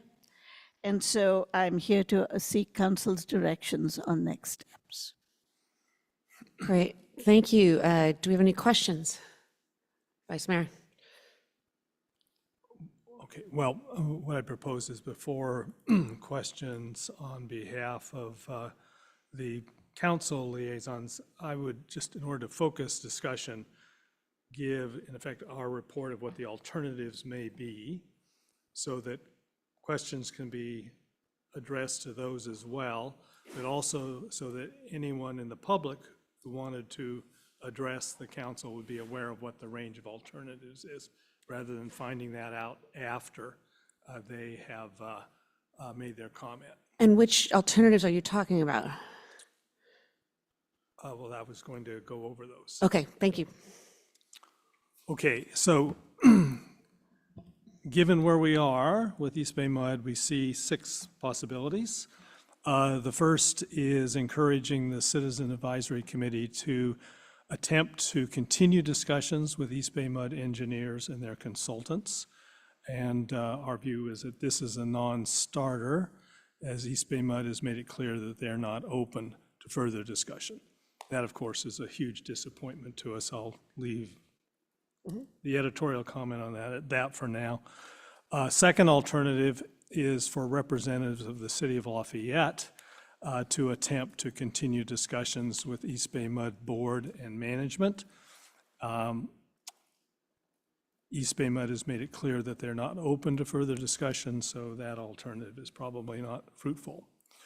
Third, the city could inform our residents of the situation and inform residents how to make their views known to East Bay Mud board members and management if they wish to do so. And I would just comment that the city has made efforts all along to keep our residents informed, and we should continue to do so. So no matter what else is decided this evening, we should increase our efforts to inform the public, let them know where we are, and we should, I think, discuss specific steps to take to inform the public. Fourth alternative is to seek out entities or officials that have authority over East Bay Mud and enlist their support in this effort. And we could discuss that when we get to the discussion point, but we would point out that our own board member will not help us. Fifth alternative is litigation. There's 2 subcategories to this. One is litigation brought by the city. In that case, the main factor in deciding whether to litigate are the likelihood of success and the cost, and we do not see a path to success. And then the other subcategory in litigation is private litigation, litigation brought by either residents or preservation society or an environmental society. And the council, for example, could encourage the formation of a citizens legal advisory committee to take the baton from the technical advisory committee and work with East Bay Mud or litigate with East Bay Mud, and basically to consider legal paths to preservation of the tower. So that's something we can talk about. And then the 6th alternative is to for the city to work with East Bay Mud to ensure that the final design is as favorable as possible, which could involve a final design as described in the letter from the head of the board. The quote there is, "The tower will feature a lightweight metal operating house inspired by the community and designed by a professional architect," close quote. Another alternative in terms of the design would be to encourage East Bay Mud to shorten the tower by 30 feet rather than 40 feet and maintain the water level at its current level, which is, well, it's an elevation of 440 feet. If they kept it there rather than raising it to the prior water level, which is 10 feet higher, it would result in a 30-foot tower rather than what will be a 10-foot stub of a tower, which is the operative plan now. And then the final thing with the design would be to encourage East Bay Mud to replace the operating house, instead of with a lightweight metal operating house, with a concrete operating house with the original door and windows from the current one, so that it's a better aesthetic match to the existing tower. So those are things we can discuss when it comes back to the council for discussion. Wow, I was not expecting that, okay. I'm now troubled because I think I probably have to recuse myself. This is going to get into much more detail than I think I can probably participate in. So I have a personal conflict of interest with East Bay Mud, personal litigation. So about as big as a conflict as you can get. Should I just recuse myself now? I think I should. Yes, Mayor. That was an unexpected direction, so yeah, I will go recuse myself. Okay. All right, so are there questions now from the council? Councilmember Cervantes. I have one. If I could sneak in a comment, I think that was an excellent summary. So kudos to our Vice Mayor. I'd like to sort of like clarify or ask for clarification on the litigation angle. My sense is that SEEK was the grounds where typically a project like this could be challenged. But I note that East Bay Mud completed its notice of exemption about 2.5 years ago. So I'm looking to council, are there any CEQA grounds here whereby even if the city wanted to, it could actually challenge under CEQA grounds? Councilmember Cervantes, once a notice of exemption is filed, anyone who wants to challenge that would have 35 days to do so. The statute of limitations is normally 180 days after a notice of, after a determination that the project is exempt from CEQA has been made, but when you file a notice of exemption, it shortens that statute of limitations to 35 days. Regardless, we're well past that time, given that this was done back in August of 2022. Okay, so thank you. So in other words, it's been 2.5 years since that notice of exemption. We are well beyond what that 35-day period would be. Correct. Okay, thank you. Thank you for clarifying. I have a follow-up question to that. When East Bay Mud filed that notice of exemption, did they provide notice to the city in any form? Telephone call, text, mail? I am seeing that we're not sure if that had occurs from staff. We could follow up. Okay, I would just, well, I'll save it for later, but, well, I'm going through the past materials from East Bay Mud. They say in one of their, I think it was a 2019 press release that was on their website, they stated that they would include outreach to Lafayette as part of their environmental review process. But so far as I'm aware, they didn't do it. And in fact, they provided no notice to the city when they made their environmental filing. So just put that out there. Okay, any other questions? Councilmember McCormick. Yeah, so I have comments, which I will save, but just questions. So just as you're reading the options, it sounded like several of the options you kind of self-canceled out a little bit. Just kind of, you opined that we've tried it really. And so if I had to kind of suss out, just to confirm, where we really think the discussion is today, it was on items 5 and 6, which is the litigation options, and then also perhaps taking a different tact and trying to work with East Bay Mud, assuming that a shortening is a fait accompli, and just trying to make the best of a bad situation. Am I understanding that kind of correctly? Well, or if council members want either the advisory committee or the city itself to go back to East Bay Mud one more time to try to discuss, that would be something we could talk about. We just don't think that's going to be very fruitful because they seem to be pretty clear to us that they have no interest in talking to us. So I think we need to talk about how we inform our residents. Because you mentioned we've been doing it all, okay, so I guess you're wondering, is there something, so I guess the question is, perhaps just to clarify that one, is just, you're looking for something additional beyond vistas and all the other things that Suzanne has done? We should talk about Okay, whether we perfect. do that. Because we know one thing for sure, that if they begin construction this building season, we will hear from residents who said, I had no idea this was going to happen. And we know that'll happen no matter what, but I think we need to talk about how, what level of efforts we make to inform the community. And then, yeah, the bulk of the discussion will be on the other part. But also, I think we should talk about whether there are other approaches we make to other public officials to try to enlist them. And we can talk about that once we get to the discussion. Okay, I'm good with my questions. Okay, any other questions? No. Is there any public comment on this item?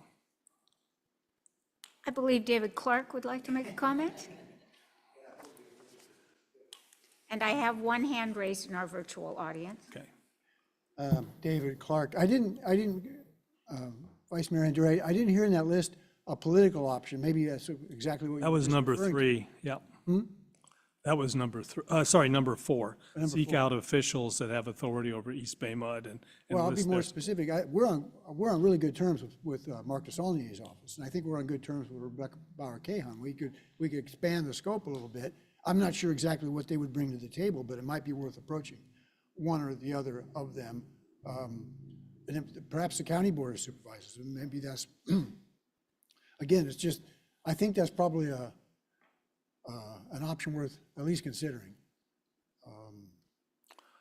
Okay, well, given where we are in this process, I'm going to do something I wouldn't ordinarily do, and I'm going to ask you, do you have any reason to think that either of those approaches would have any possibility of success?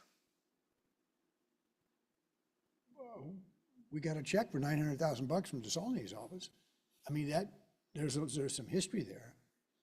I don't know, but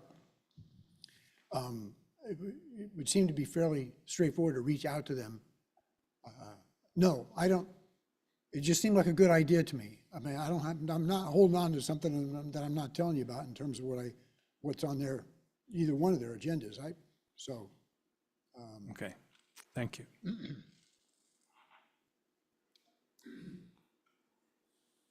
Our virtual speaker, Jean Fulmer, you're on, Jean. Good evening again. Thank you. I appreciate the lengthy back and forth that you've had with East Bay Mud on the design and retrofit of the tower. And I wanted to ask about the article that came out in the Bay Area Telegraph on November 22nd that was discussing the potential impacts of a dam breach. And are you also discussing retrofitting the dam? I mean, if that modeling actually occurred, it would be absolutely catastrophic, and they were saying up to 1,000 deaths. Thank you. Respond after public comment.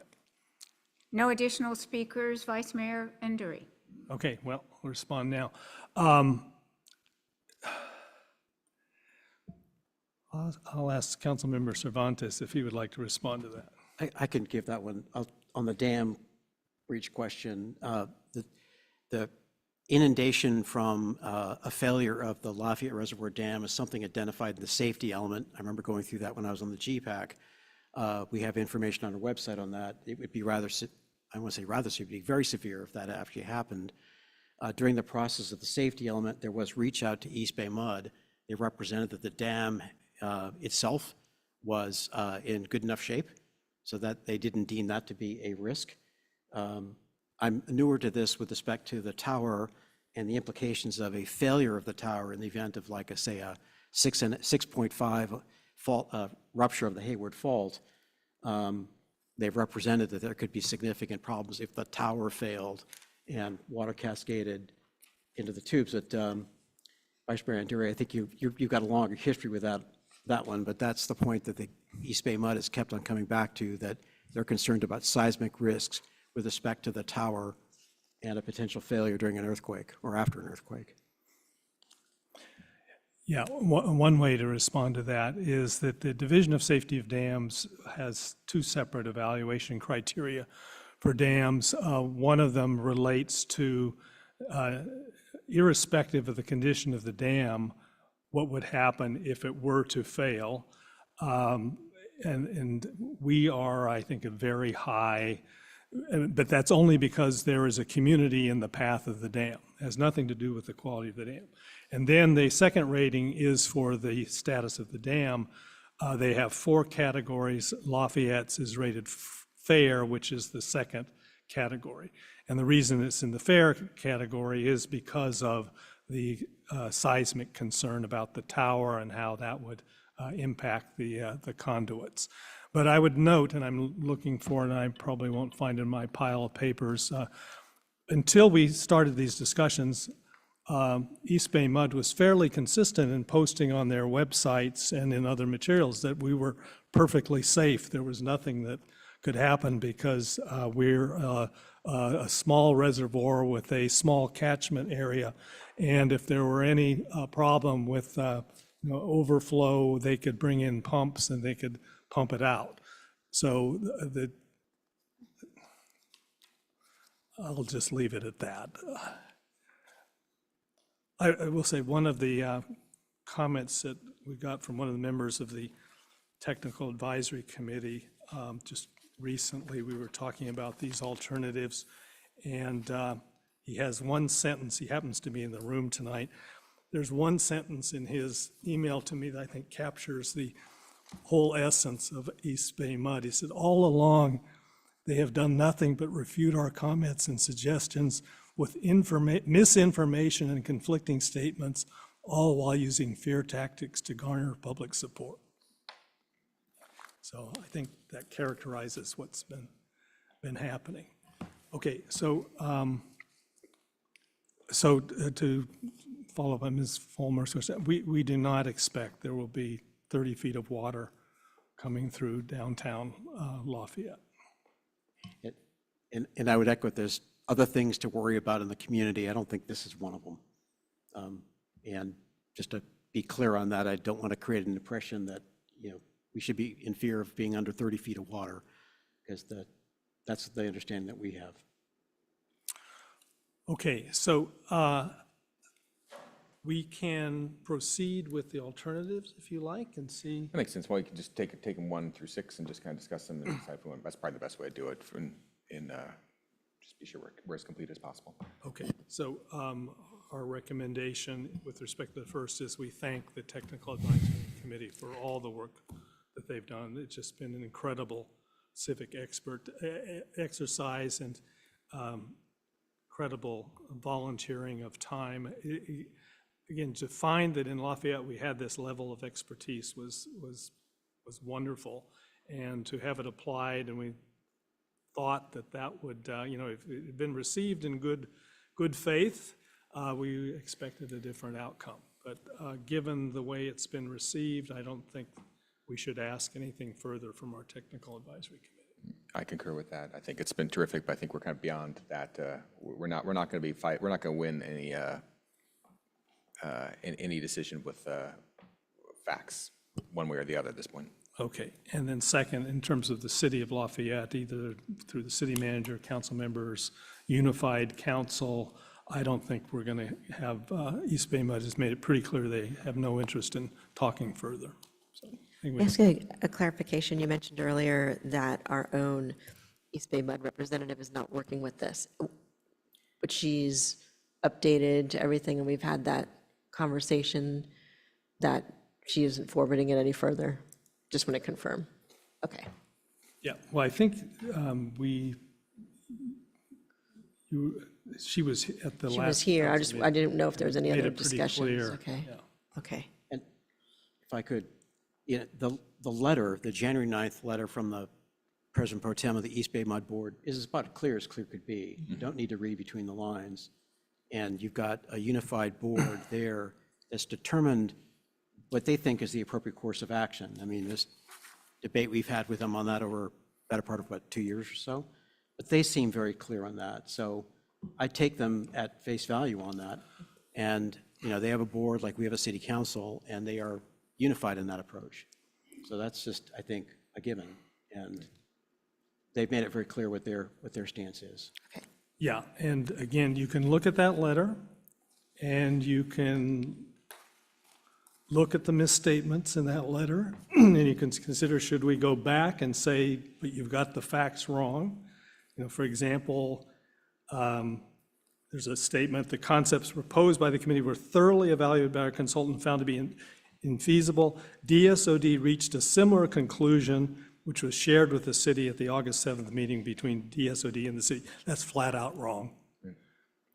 And there's a number of other statements here. So if the board decision was based on these things, but I just don't think it's worth going back. And this is sliding into your option number 4 also, like you look at, you're trying to appeal to a higher authority. I mean, the board would be the original, the the authority you typically appeal to if you're trying to, challenge an operational decision from East Bay Mud, but there is no, there's no purchase there.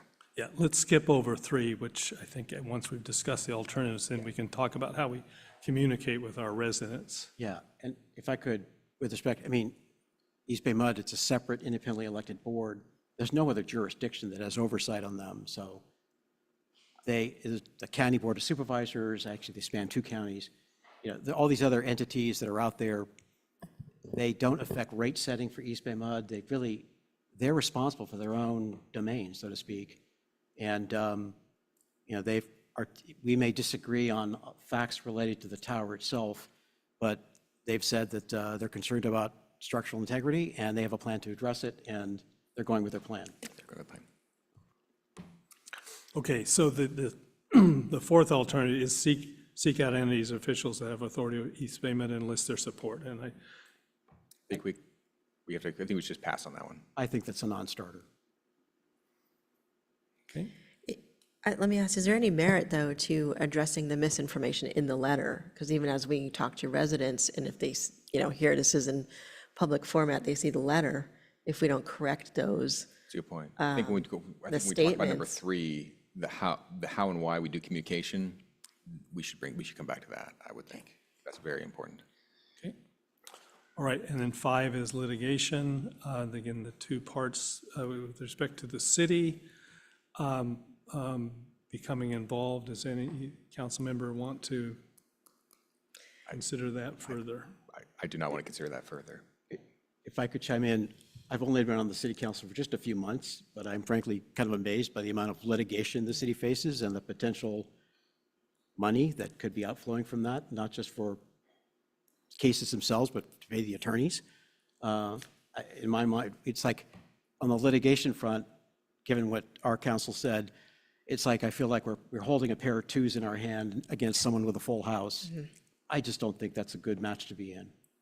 I agree. And with the passage of Measure H, it's, just for status quo, so. I think the financial impact of funding any sort of lawsuit would be against much deeper pockets than ours would be without a clear path, it seems. I imagine there's strategies we could try that may have some percentage of success, but they would seem to be more of a long shot.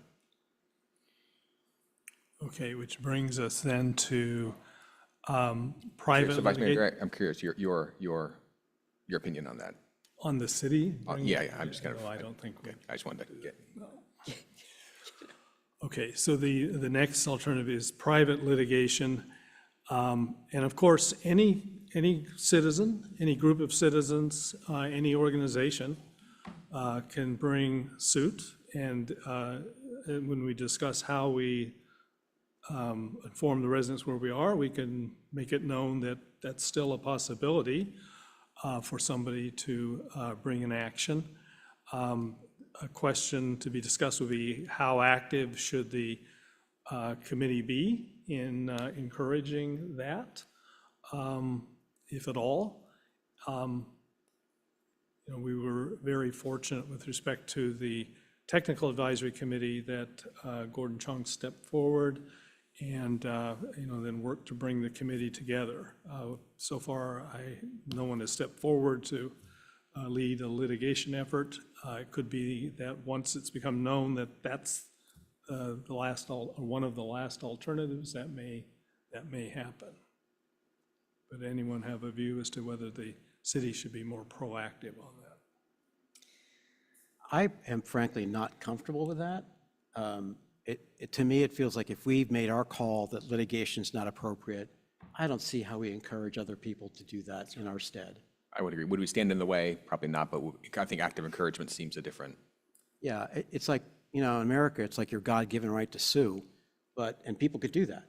But I just think it'd be inappropriate for us to be advocating for that when we've decided not to take that course of action. Which in turn is why I would say we want to correct the record of information on when we do communicate. Should any party decide or come up later when they do see this is happening, and then maybe rally a larger community than even just Lafayette, that we have, you know, at least the information correct of the history that we've been through, the advisory council has been through. I think that's tricky ground. I mean, the Citizens Committee we had did, I think, remarkable work. And again, I'm sort of late to this because our Vice Mayor and former Councilmember Kwok worked with them. But I'm really impressed with what they did and the talent in that team. What you're going to have is a face-off with EB Mudd and their engineering consultant.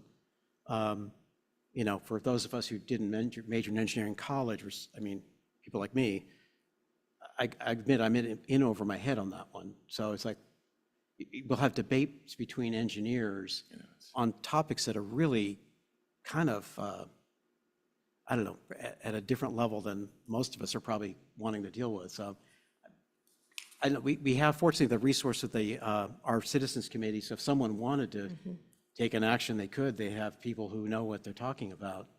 But I'm not sure, like, I feel like if we're going to be moving ahead, we shouldn't be dwelling as much on the past year.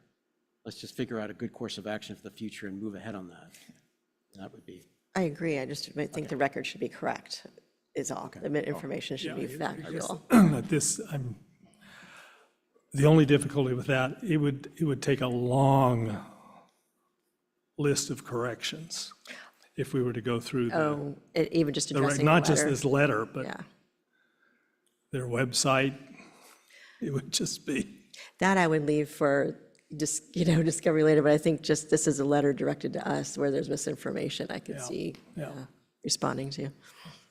Okay, so let me move to the next category, which is working with East Bay Mud to ensure the final design is as favorable as possible. And I listed 3 alternatives. Actually, should have listed a 4th, which would be do nothing. I mean, one alternative is to let them proceed with the design as they wish. So that should have been on the list. So number 1, let them go ahead, design as they want. Number 2, if we like the idea, because remember what we started with was the San Pablo platform alternative, which I think everybody was pretty upset that would even be considered for Lafayette. So where they are now, as we understand, the city manager checked with East Bay Mud to see if they have a final design, and they do not. They're still working on a final design. So we could have some input, but one of the things, if we like the idea of what is pictured in, I think the materials we got the last time, something that looks a little bit like the existing thing, but it's a lightweight metal, open windows, just an open structure. If we wanted to make sure at least we got that rather than the flat platform, then we should go back and ask for that. If we should consider whether we want to ask them rather to leave more of a tower. And again, there's 2 aspects to that. One is just cutting off 30 feet instead of 40 feet, and the other is leaving the water level where it is now instead of raising. So I would like to mention, I guess I don't feel comfortable suggesting any sort of water level adjustment one way or the other. I feel that's way outside our bailiwick. There are reasons that they would have different reservoir levels, and I think a tower look and feel, which is definitely in this kind of thing, I don't think would be, I guess, appropriate, I would think. So I don't feel comfortable with the suggesting that the other pieces I'm definitely open to doing, but I think the reservoir level bit, that needs to be East Bay Mud's decision only. I think we've made recommendations via, even our public comment from Gordon carries that, it's a recommendation, it's a suggestion. It's not like, do this or else. I can see working with as best we can to salvage that relationship over this, because no matter what, it's going to be in our community, and we obviously have an important relationship with East Bay Mud. So I would opt myself to see how we can continue to work with them through this final, especially if the plans aren't finalized, as you mentioned. I think it would be important to keep the conversation as best we can with them going. Okay, is there any disagreement on that? Oh, no, I think that's great. And actually, I think goes back, actually, if we look at the litigation option, that actually goes back to reinforcing the idea that one, in addition, there might be a loser, it isn't really going to engender as much good, I don't know how much goodwill we have, but moving forward, some sort of lawsuit, whatever, would probably certainly sacrifice Right, that. So right. I'm certainly, no, definitely, I think taking a step back, also let me take a step back and saying, you are right. The most important thing, more important than the tower or anything, is having a good working relationship with East Bay Mud, because they impact us in so many ways, including the fires and everything like that. So I think everything we can do to help them with this, the project and getting a great looking, at least a tower, what we can is important. Yeah, and I think I'm agreeing with that. I said, for my druthers, I don't want to get into a fight with them on this. I think they're real clear on what they're doing. I don't see it gaining us anything to fight them, but we can try to work with them to come up with maybe modifications of the design that kind of retain some of the features of this century-old building that make it If they're even open to it, yeah. Yeah, and if they're open to that kind of a dialogue, and we can, maybe that's a positive outcome, albeit, with a different kind of tower than the one we've seen for almost a century. Yeah, I'm almost wondering how we marry that with informing the residents, because we're obviously not happy with this. And it's not like, well, yeah, let's just go ahead and go do this and somehow.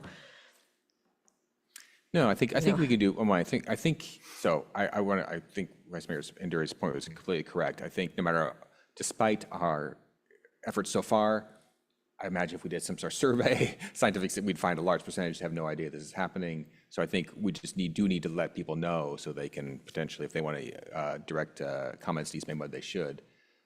But at the same time, I think the crux of it should be the city has decided to work with East Bay Mud and make the best of this situation, which I would agree. Some sort of tower or some sort of house or whatever they call it on top of that instead of a flat little pumping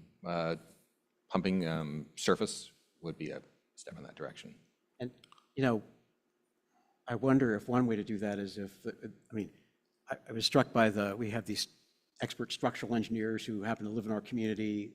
I'm sure there are maybe architects who could provide input to EB Mud. They're doing their own design work. It's their project. But I'm wondering if there's a way to, maybe part of the outreach is if there's some citizens who might be willing to volunteer for that. I don't know, just an idea. It can't hurt to ask, I would imagine. Yeah, I'm a little bit concerned about that, because you may recall that we did have suggestions from the public early on for a fairly elegant design for a lightweight steel tower, which was rejected out of hand by East Bay Mud. So I think we're working around the margins here. So let me just ask you, in respect to the possibility of, do we want to ask them to consider replacing the operating house with a concrete operating house which could utilize some of the existing doors and windows, if that's possible?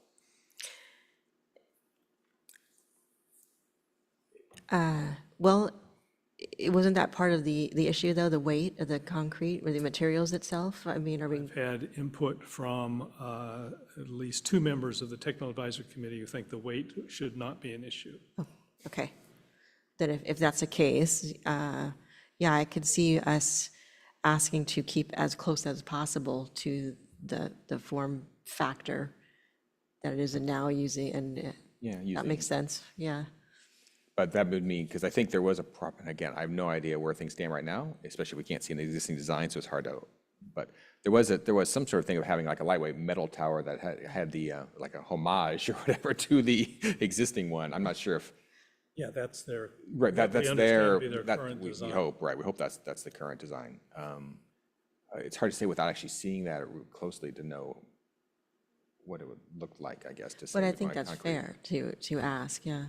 Okay, so let me, in terms of getting back to the design, let me make a proposal and just see if you agree. And that would be to go back to them in response to this letter, and there's another part to come back to, but just on the design, to say that we would ask them, well, let me just see what the hook is here. Did he say something?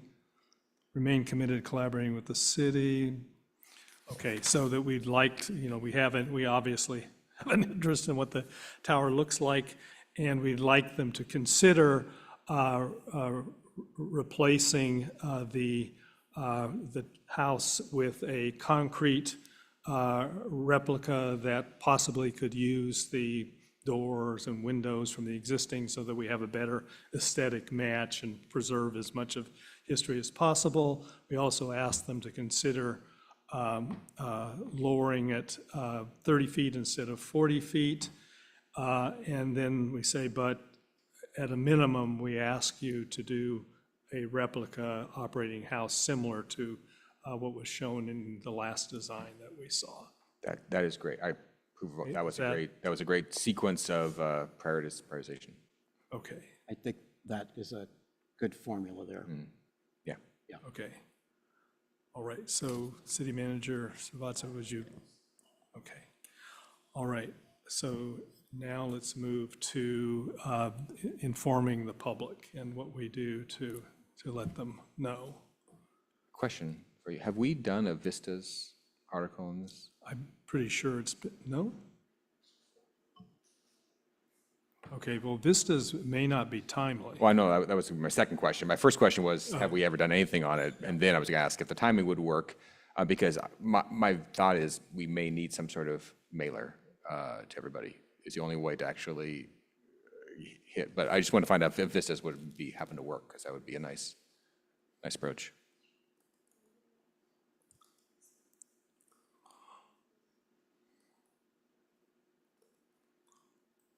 Okay, so you're suggesting a mailer to each household? I'm suggesting a mailer would probably be the most effective. If we wanted to make sure that everybody understood what was going on, a mailer hitting it in every mailbox would probably be the most effective way to do it. And if we had Vistas going out at the same time, perhaps that would be the mechanism by which we'd do it. If not, I would be open to a separate mailer. And do we have a quick cost estimate of a separate mailer? I know we've done it for GPAC purposes. It depends on the size of the mailer, but it could be anywhere, be like $3,000. But I do want you to think about the precedent you're setting. If we send a mailer out about this particular thing, I would like to understand the threshold of the things that we send specifically about to residents, because I just want to set an expectation. We've already heard some expectations about how certain communications are used within the city. In terms of timing, I think, do we know when they would want to start? Because I believe the next issue of Vistas could hit roughly June. Just June. putting it out there. Do we do it 4 times a year? 3 times a year. 3 times a year, oh. And June is our next issue. Yeah, it's flexible, but yes, we had some other things on tap, but yes, we just had one come out. I can't remember. Was it February? No. So June, we're gonna start working on it, so it could be late May, early June. So if that works out with timing, and we could put it in the Vistas or put, you can put a blurb in there and then send them somewhere if you want a more, send them to the website if we want more complete information. I can talk to Suzanne about it, but again, I would tend to just make sure you're not setting a precedent about when we send a mailer to the entire city.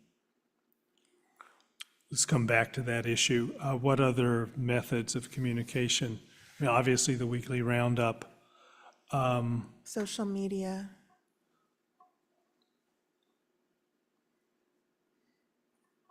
I suppose in all those cases, maybe we just think about the mechanism. If it was something in social media, something on weekly roundup, something through our standard social media channels, we would probably direct people back to a page on our website that had a more complete explanation. So that's probably no matter what we do, that's probably a direction. But we need to kind of give an update on the website in some easily digestible form about here's the current situation, here's what to expect, here's what you can do about it, or something like that, right? Yeah. And just here's what you can do about it would be mailing addresses, email addresses for East Bay Mud board members and for the management. That's correct.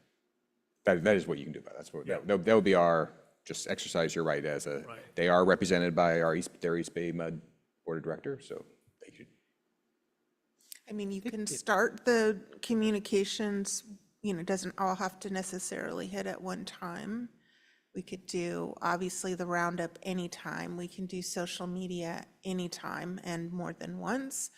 And we can do the vistas, which we know is going to all households.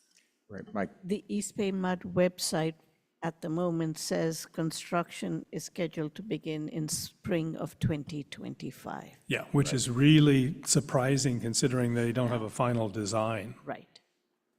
So, right, so there is a thing of maybe spring of 2025 is just a placeholder.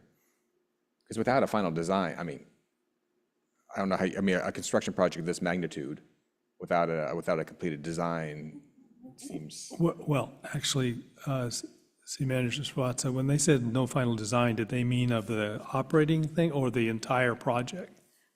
I had asked them for the most updated visual of the tower and from the final design, and I was told that the final design plans have not been completed.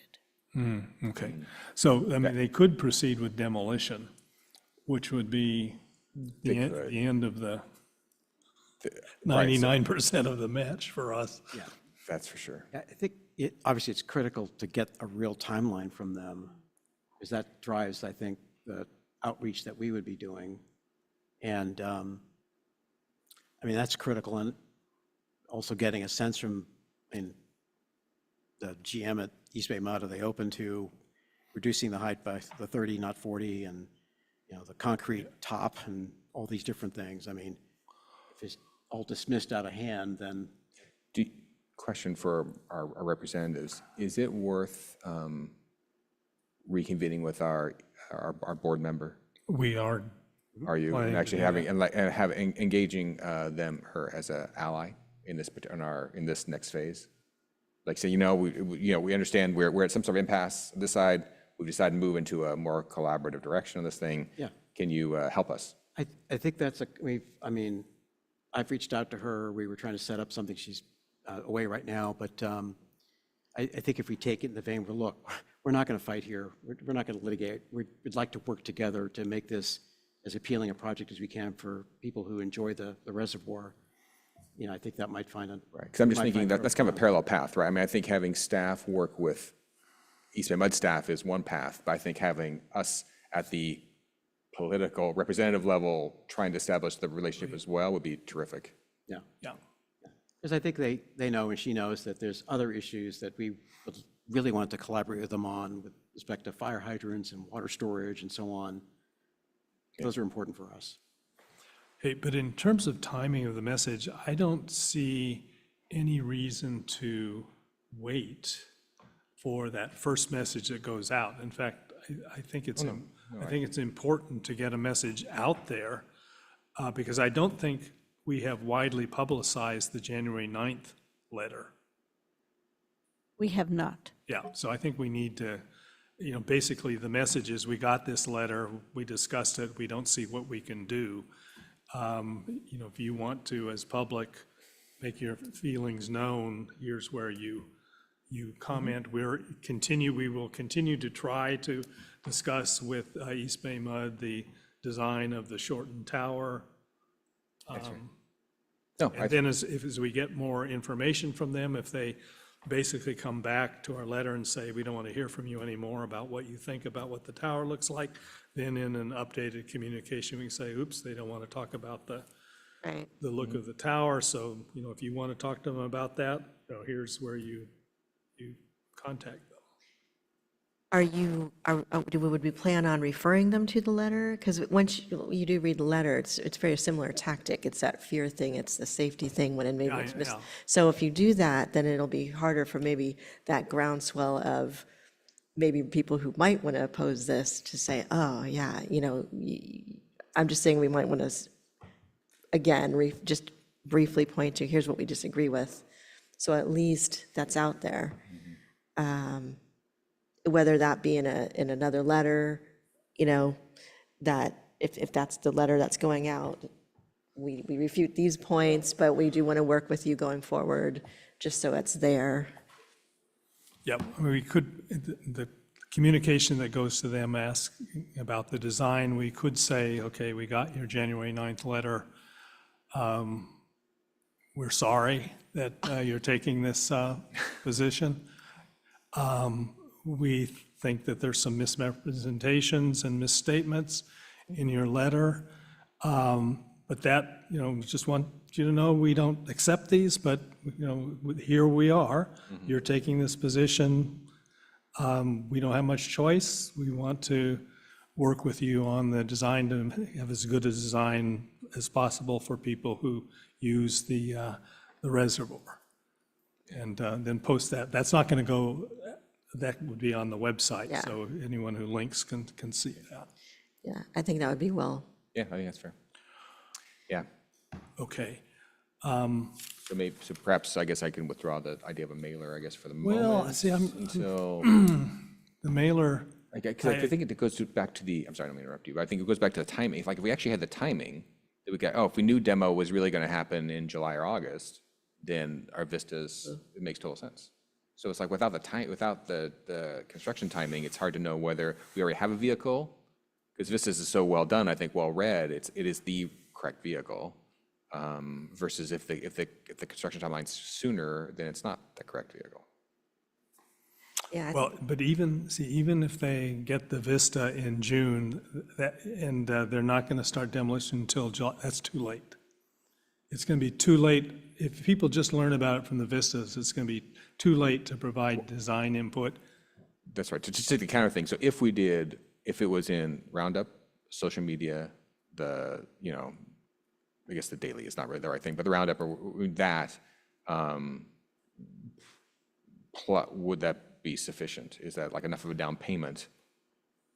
I think that's what we have to start at our disposal, in a quick way to do it for now. Or yeah. And it might be housed too in letting the public know, now's your chance, take your photos. And, it's a preservation piece. We want them, because it will be terrible if it's demolition one day and people didn't know that, didn't get to go, do the last picnic. That's actually a phenomenal tact. I think that is a great message.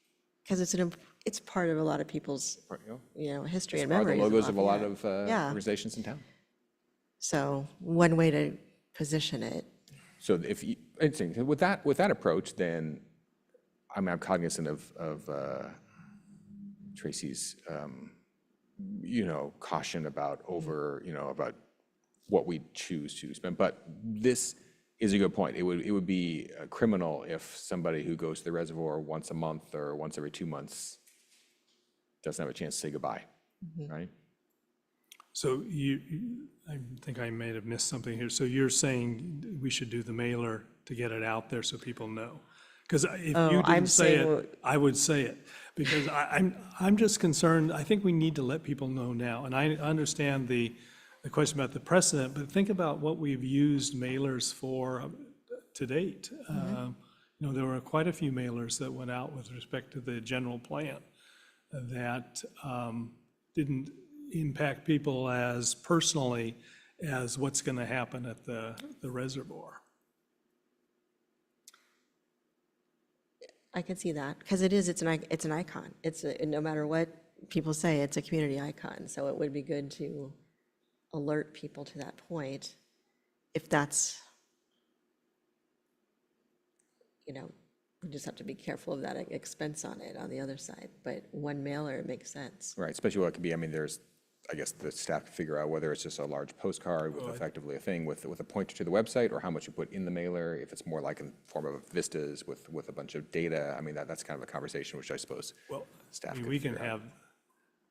have, I mean, I see it as just the cheapest small postcard we can do that has the basics on it and lets people know that, you know, what's happened, the discussion, that East Bay Mud is telling us that they're going ahead. It's going to be demolished. And so if they want to learn more, go to the city website. If they want to comment, here's some addresses. Right, it'll direct them to the website with that kind of information, because the postcard will have to be brief. Yeah. And visual, you know, we'll put the I can tower. imagine the picture we'd probably want on the cover, on the front of it. Yeah, and I don't know if there's a link to the East Bay Mud website or a portion of whatever the relevant portion is there too, I don't know. Not on the, I would say, no, I would actually suggest that the postcard obviously has a picture of the reservoir on the front. It just links to our website.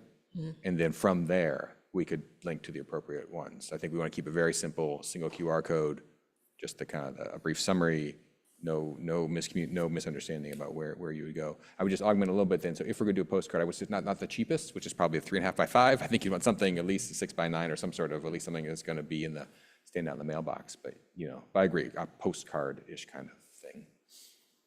But something kind of big enough to make people wouldn't accidentally throw it away. So two things. So there's an expense and then there's the resources to design something like this.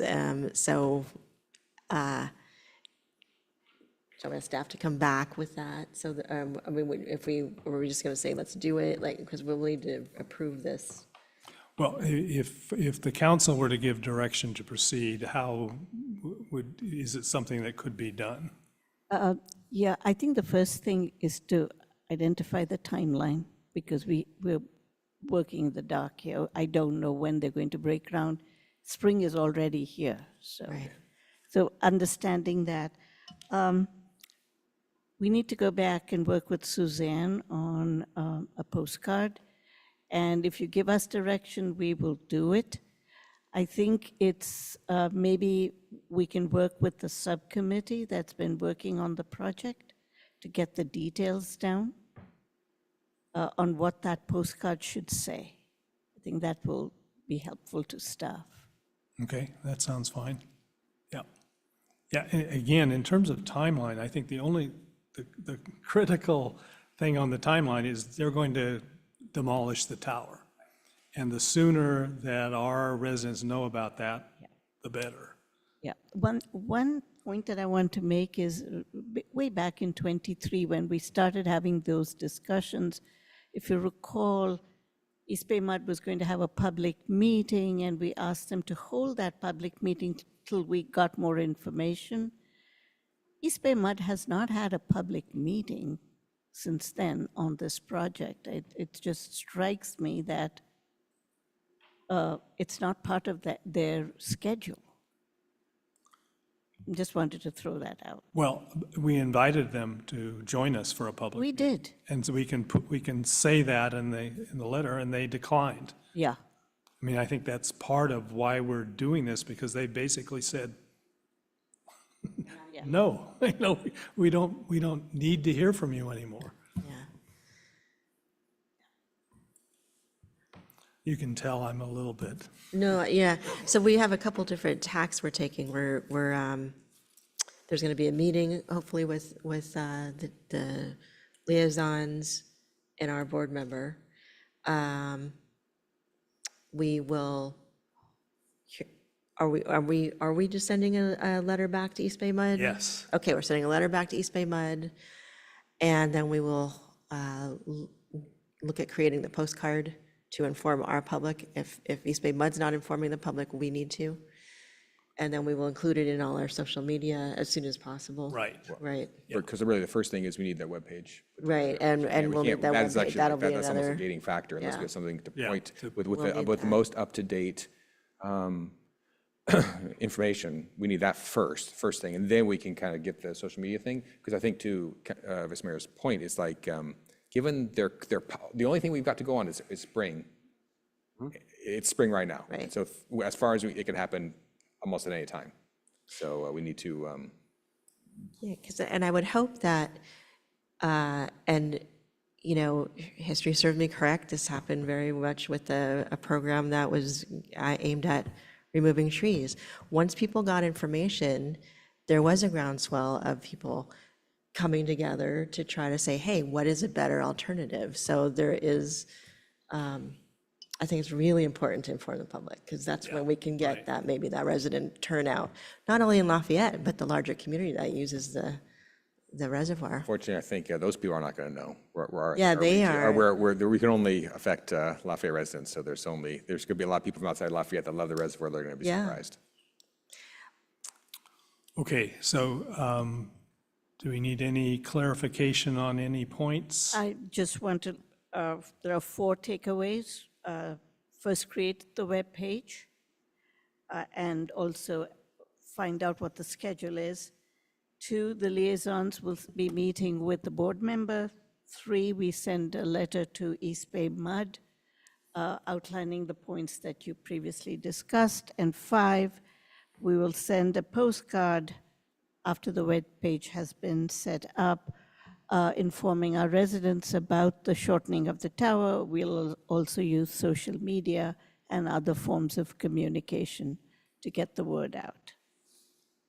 And I would recommend, once the webpage is up, that's when the social media campaign could start. Yes. Yeah. Thank you. Okay, does everyone feel comfortable with that? Okay, let's bring the mayor back. Oh, should we have public comment? I think we did have public Oh, comment. we did, okay, thank you. Just a shout out, Matt, thank you for being here and Ask the listening city to attorney, us. do we need to do anything further? No, I think you're good. You've given direction to staff.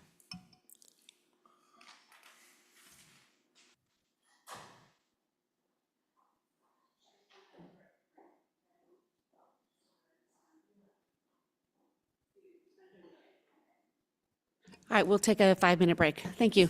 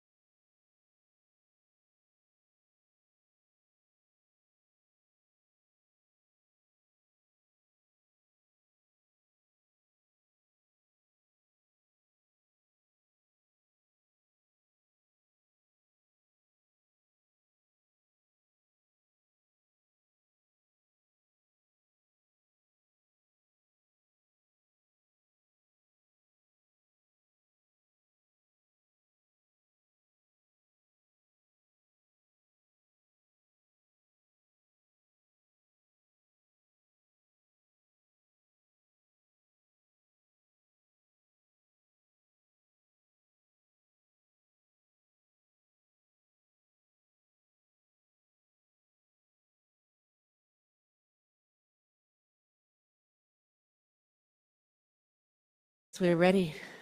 Patrick, we're ready to reconvene. I mean, fully. I'm tired. Thank you. We'll go on with item 11A. Thank you, Mayor. On March 7th, the City Council held a special workshop to discuss this, establishing priorities for the next fiscal year. It was a very good discussion. You looked at current priorities. We provided you with an update. And the council identified 3 priorities: focus on fiscal sustainability, wildfire prevention, preparedness, responsiveness, and utility safety, and finally, the Mount Diablo Corridor Plan. And in addition to establishing the priorities, you did identify specific tasks that you wanted the staff to undertake during the upcoming fiscal year and beyond, because a couple of tasks are multi-year. And so the staff report identifies the priorities and desired outcomes, and we ask that you confirm them for the next fiscal year. Staff is meeting on March 28th, the management team, to develop work plans which will help us develop the budget for the upcoming fiscal year. I'd be happy to answer questions. Great, thank you. Do you have any questions? Yeah. I have a question, and this may be neither here nor there, but I thought that wildfire prevention was our top priority. I would be happy to put it on top. I was just thinking of the sequencing here. Yeah, I know there was a brief discussion, and my notes started with fiscal sustainability, and I didn't see them in the minutes, so I left them, but I'd be really happy to switch them. Yes? Yeah, I think where we ended up was that they're all equal, but in terms of listing them, we would put wildfire at the top next, the Mount Diablo corridor, and then fiscal sustainability third. I seem to recall a Rotary presentation where someone clearly outlined that. Yes, clearly. Yes, we agree. I think we all thought that the wildfire should be on the top of the list, even though they're all equal. Any other questions? All right, do you have any public comment? Yes, we have David Clark in our meeting room, but I have, and I have one hands raised in our virtual audience. Thanks, Joanne. That's pretty good. What I was going to talk about, just got raised a position. I didn't have to say a word. But thank you. I'm glad that the plan for parks, creeks, and pathways bullet point is still in this document. I mean, I'm happy that it's there. And I had a couple of things I wanted to say about that. This is with respect to, obviously, the Mount Diablo Corridor Plan, parens, multi-year. So maybe I'll have to come back and make this pitch every year. But nevertheless, there are a number of things in there that are, well, I understand this is a summary. That bullet point's only 5 or 6 words. I did read the minutes from your meeting on Saturday, and you specifically mentioned there the 2 parks collaborative. There are a number of things I think that are subsumed or included in that bullet point. The 2 parks collaborative, there was a comment in there about trying to acquire the Sterling Cleaners property. But that area where the Sterling Cleaners is, where the gazebo is, in the Downtown Creeks plan is described as East Reach 3. There are 3 East Reaches. 1 and 2 are closer to the other projects that I've spoken about the last month or two, the Campana building and maybe 949 Moraga Road. But in any event, East Reach 3 is a major part of the Downtown Creeks plan. There's a lot going on there. So there are a lot of targets of opportunity in this area as we move forward over the multi-year period that are reflected in the Downtown Creeks plan. So I'm kind of going to assume that those are included as well and within the terms of that bullet point. For example, the Creeks Committee now has some revegetation projects, or a revegetation project that we're talking about doing at Lee Creekside Park.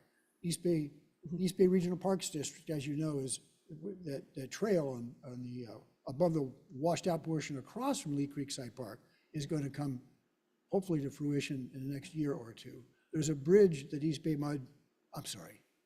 Regional Parks District, been a lot of East Bay mud tonight, is planning on replacing at that same gazebo area. So there,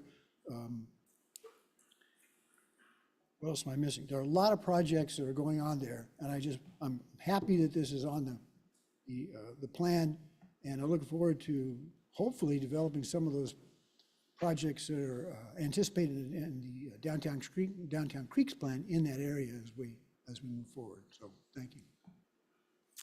Thank you. Any questions? No. Any of the public?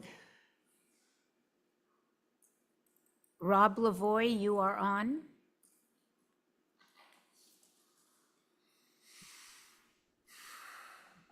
Thank you. And I noticed one of the priorities was related to, if I read the shorthand correctly, figuring out a way to collect the sales tax based on where the items are sold rather than the shipping hubs that are spread around the state.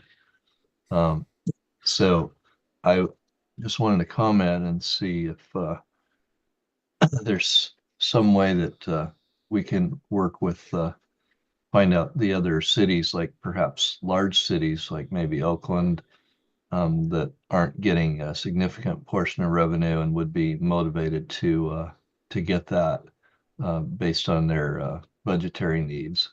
It just seems like the number of towns that have a hub versus the ones that don't should be a vast discrepancy in favor of towns like ours.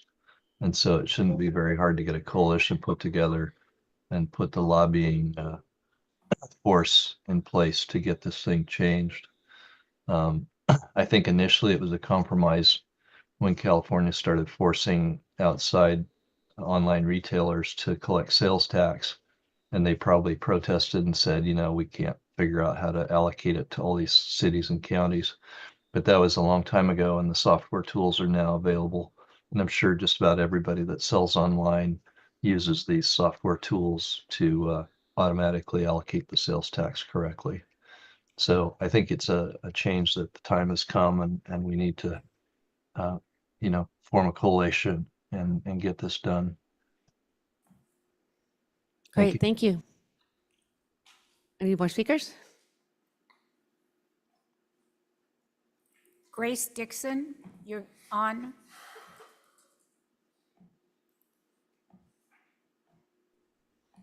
Yes, hello, can you hear me? Yes. Wonderful.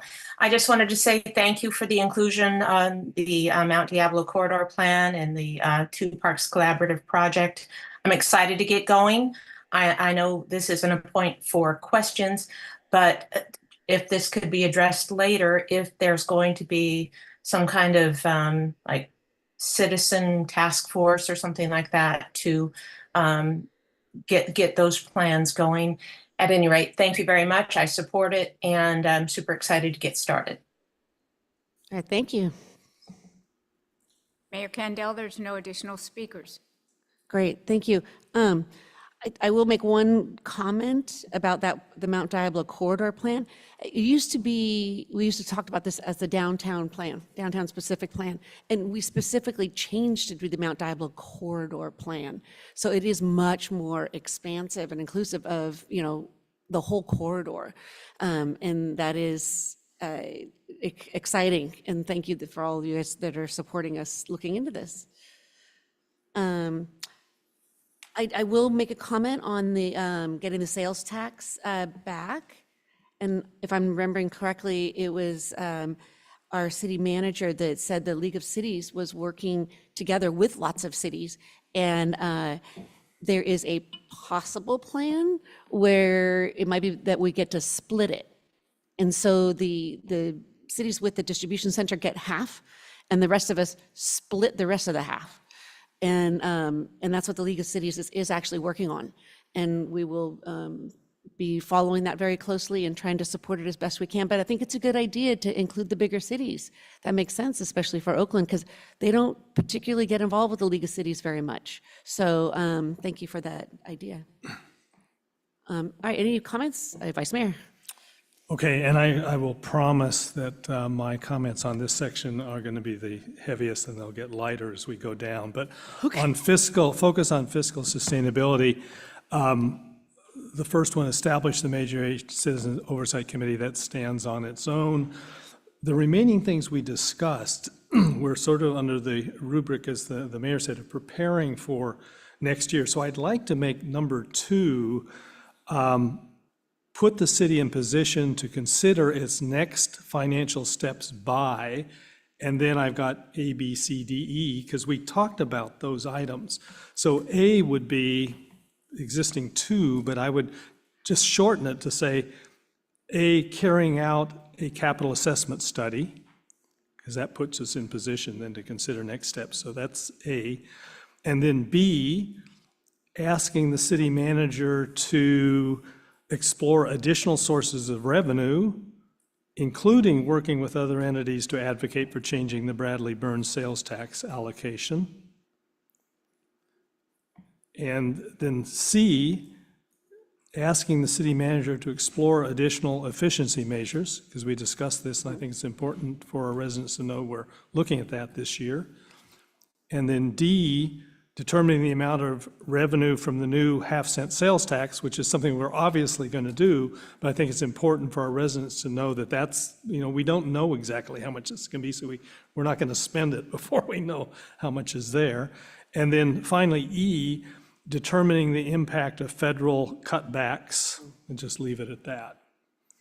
So those 5 things are things we need to look at before, so we'll have the information we know to take those next fiscal steps. So I can Make that as a type these up suggestion, tomorrow sure. morning, and Okay. if everyone's And agreed Rupa with saying yes. That's it? well, on that topic. On that hot topic? Okay, got it. Okay. Any other comments on fiscal sustainability? No. Okay, so, all right, Carl. Okay, on wildfire prevention, part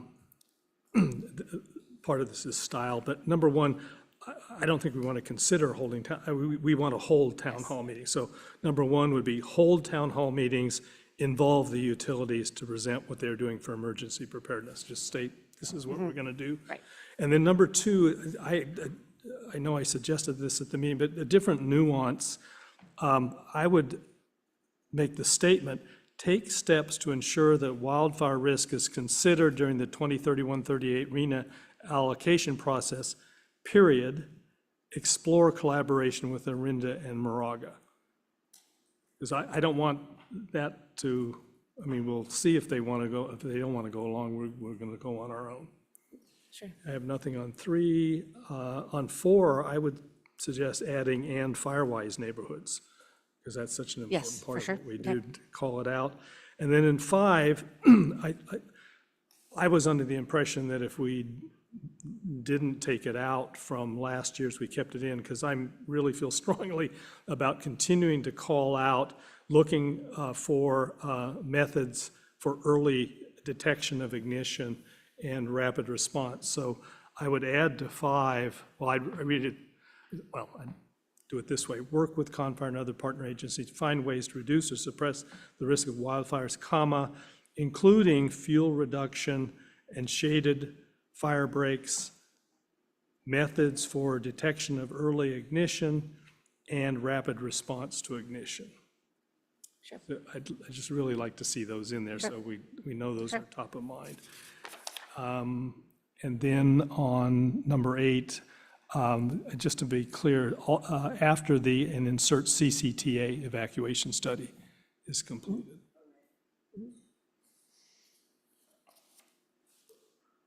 Any other comments? Okay, nope, me neither. Okay. Thank you. These are lovely. Thank you. Very nice. Careful edits. Thank you. Anything on the Mount Diablo corridor plan? Got a couple. Okay, I have a question on that. I got concerned when I saw we do have this pending lawsuit. Is that going to impact planning staff and starting off the preparing the objective design standards?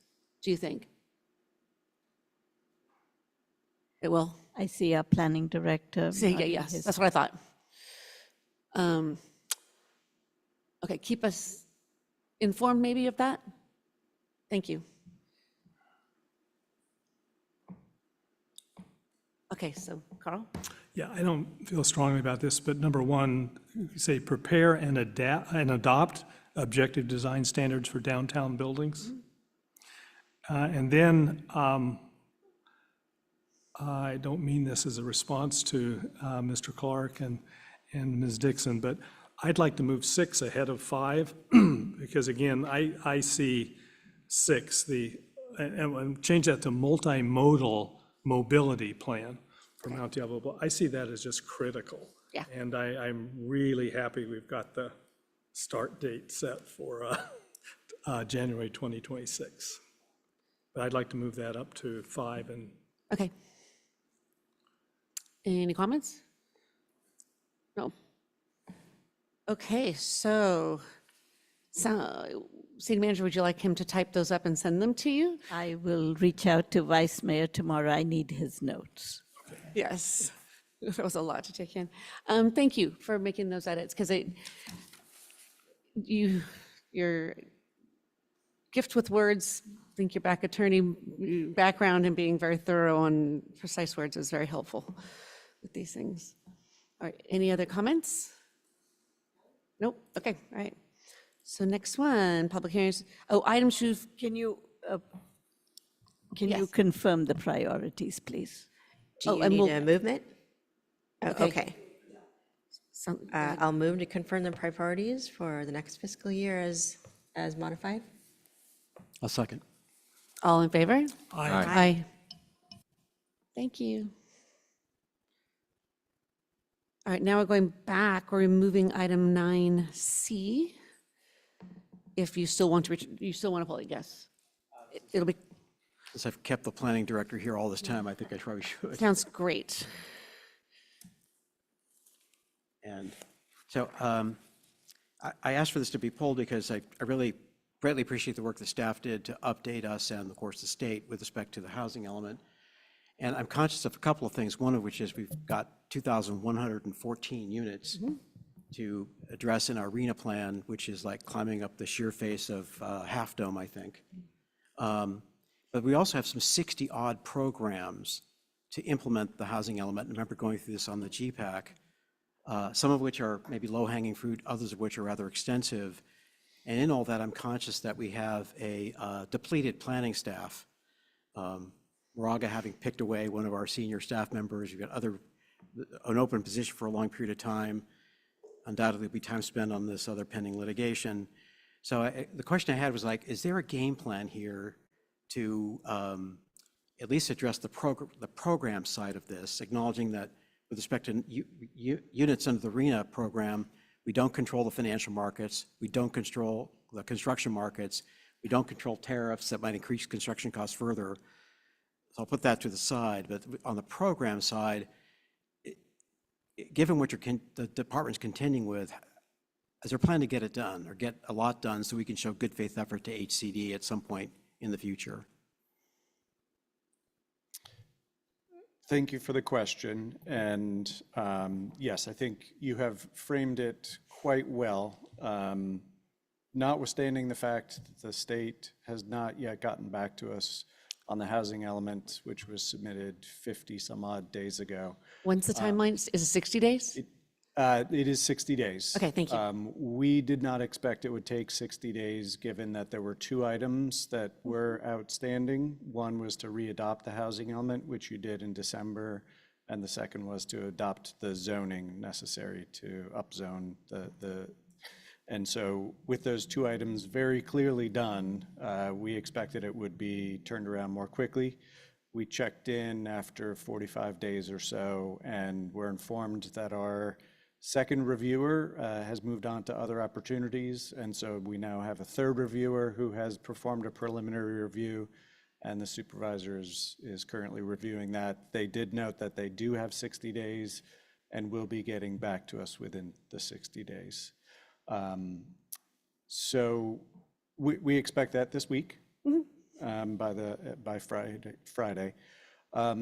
So notwithstanding that we haven't heard back regarding certification, planning staff has been working to do exactly what the council member is asking about, which is formulate a plan and a strategy for moving forward, implementing the 60 programs, because we are highly cognizant that HCD is watching and others are watching, and should we woefully fail on implementation, that would put the certification at risk. So to that end, there are programs which are relatively straightforward, low-hanging fruit that would not take a significant amount of staff time or additional outside work from consultants, let's say. And so we have prioritized a third to a half of them based on the schedule that was submitted to HCD, which they signed off on. I will note that that had us beginning more than a year ago. We did not anticipate an additional year with HCD to get to certification, but that hasn't held up our work on beginning implementation. You've already done the rezoning, you have readopted it, and so what we've kind of put together 4 tranches of programs that are batched based on the schedule, priority, similar kind of work type associated with it that are related somehow. And so tranche 1, the staff report, so it addresses roughly 8 of the initial programs. That's coming to the Planning Commission next month. So we've got the staff report drafted, just making sure that it addresses what we want it to. We can add on 1 or 2 cleanup items if need be, but we've got public notification lead times to do, which are lengthy when ordinances and zoning code are changing. So that'll be coming to Planning Commission, second meeting in April, and then it would proceed to the council, and then we would move on to tranche 2. So we do have a plan formulated. What is the biggest hindrance to actually doing that work is the deficit of staff at this point. Yeah.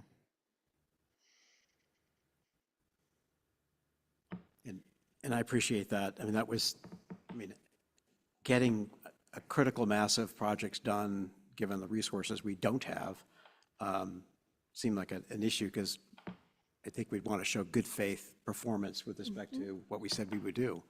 And I know that, I thought it'd just be helpful to clarify that. So look forward to the follow-up. Can I follow up on that? What is the status of filling planning? Because I know it's shifting even as we are now, that there might be people on leave soon too. So is there a status for hiring and interviews, that when we might expect more people on board, or what your plan might be with other contractors in the meantime? Yeah, we have been soliciting resumes, CVs from consulting firms that offer contract planning help. To date, those have not proven out to be fruitful, but we are continuing to pursue that diligently, and I will ask for assistance in doing that as well. On that note, I also want to thank you. This reporting is obviously took a lot of work and resources in itself, so thank you and the team for that work. Got any more questions, comments? Thank you, Greg, very much, and I wish you luck. And yeah, it's a big lift. Appreciate that. Yeah, thank you. All right, we're going into... Mayor, you have to approve the item. Okay, we have to, on consent, okay, it goes, public comment, sorry.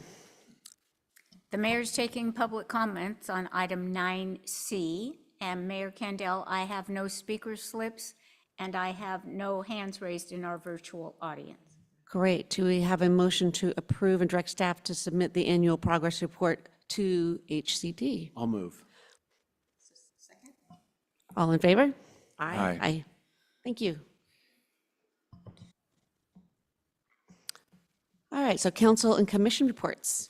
Does anybody have anything to report? You can go ahead, Phil. Oh, just briefly, a couple, I did attend, just want to do a shout out to the parking to Patrick Golia and the city staff we are continuing with the parking study. And he hosted 2 meetings. I did attend both around kind of focusing on business owners and people interested in downtown parking, one in person, one on Zoom. There was a tremendous amount of outreach by both the city and the chamber to get people. It was unfortunately not super well attended, but the people who did attend provided terrific comments. And so I think hopefully that will go a long way. And I understand we're having a survey and we're doing some other things on parking. So I think that was good, but I think it's worth noting. And there were terrific presentations by the consultants that we have working for us, and hopefully will give us even more understanding on parking downtown, which is a concern for everybody. All right, great. And then the second, which I'm gonna let Councilmember Cervantes talk about. I did enjoy the Confire training that some of us attended earlier last week, I guess. There you go. So I'll pick up that one. So this is our chance to be junior firefighters for a morning. Councilmember McCormick and I, a number of members of staff, participated in a session that Confire hosted ourselves, our city, some folks from Concord, Walnut Creek, and it was just a quick overview of how they train their crews, which is really striking to me in that the focus on technical skills and teamwork and the ability to sort of put on a 20+ pound fire safety set of gear, strap on a 60-pound plus air tank, carry around a Halligan tool or a hatchet and so on. So you've got, I don't know, 80 pounds or more of stuff you're carrying as you're crawling through a building and spraying with a hose that's got 90 pounds of pressure coming back at you. Needless to say, I'm not qualified for that job. But I really appreciate Confire reaching out to do that, would encourage other council members, if they do open that again, to participate. And it did give me at least a better appreciation for the work they're doing. And it was interesting, they're also including MOFD firefighters in their training programs. I like that kind of collaboration. The chief and his assistants were there, so there were some good conversations with them throughout. And I really think that we're on their radar screen. I appreciated the reach out that they provided to us on that. I mean, there's a partnership there, which I think we certainly want to nourish, and I think they're very open to that too. Another takeaway. But I encourage folks to give it a try. I would like it noted for the record that City Manager Cervantes did wear not only the 20-pound fire outfit, but also carried the 60-pound air tank on her back. So I was duly noted and very impressed. Anybody else? Vice Mayor?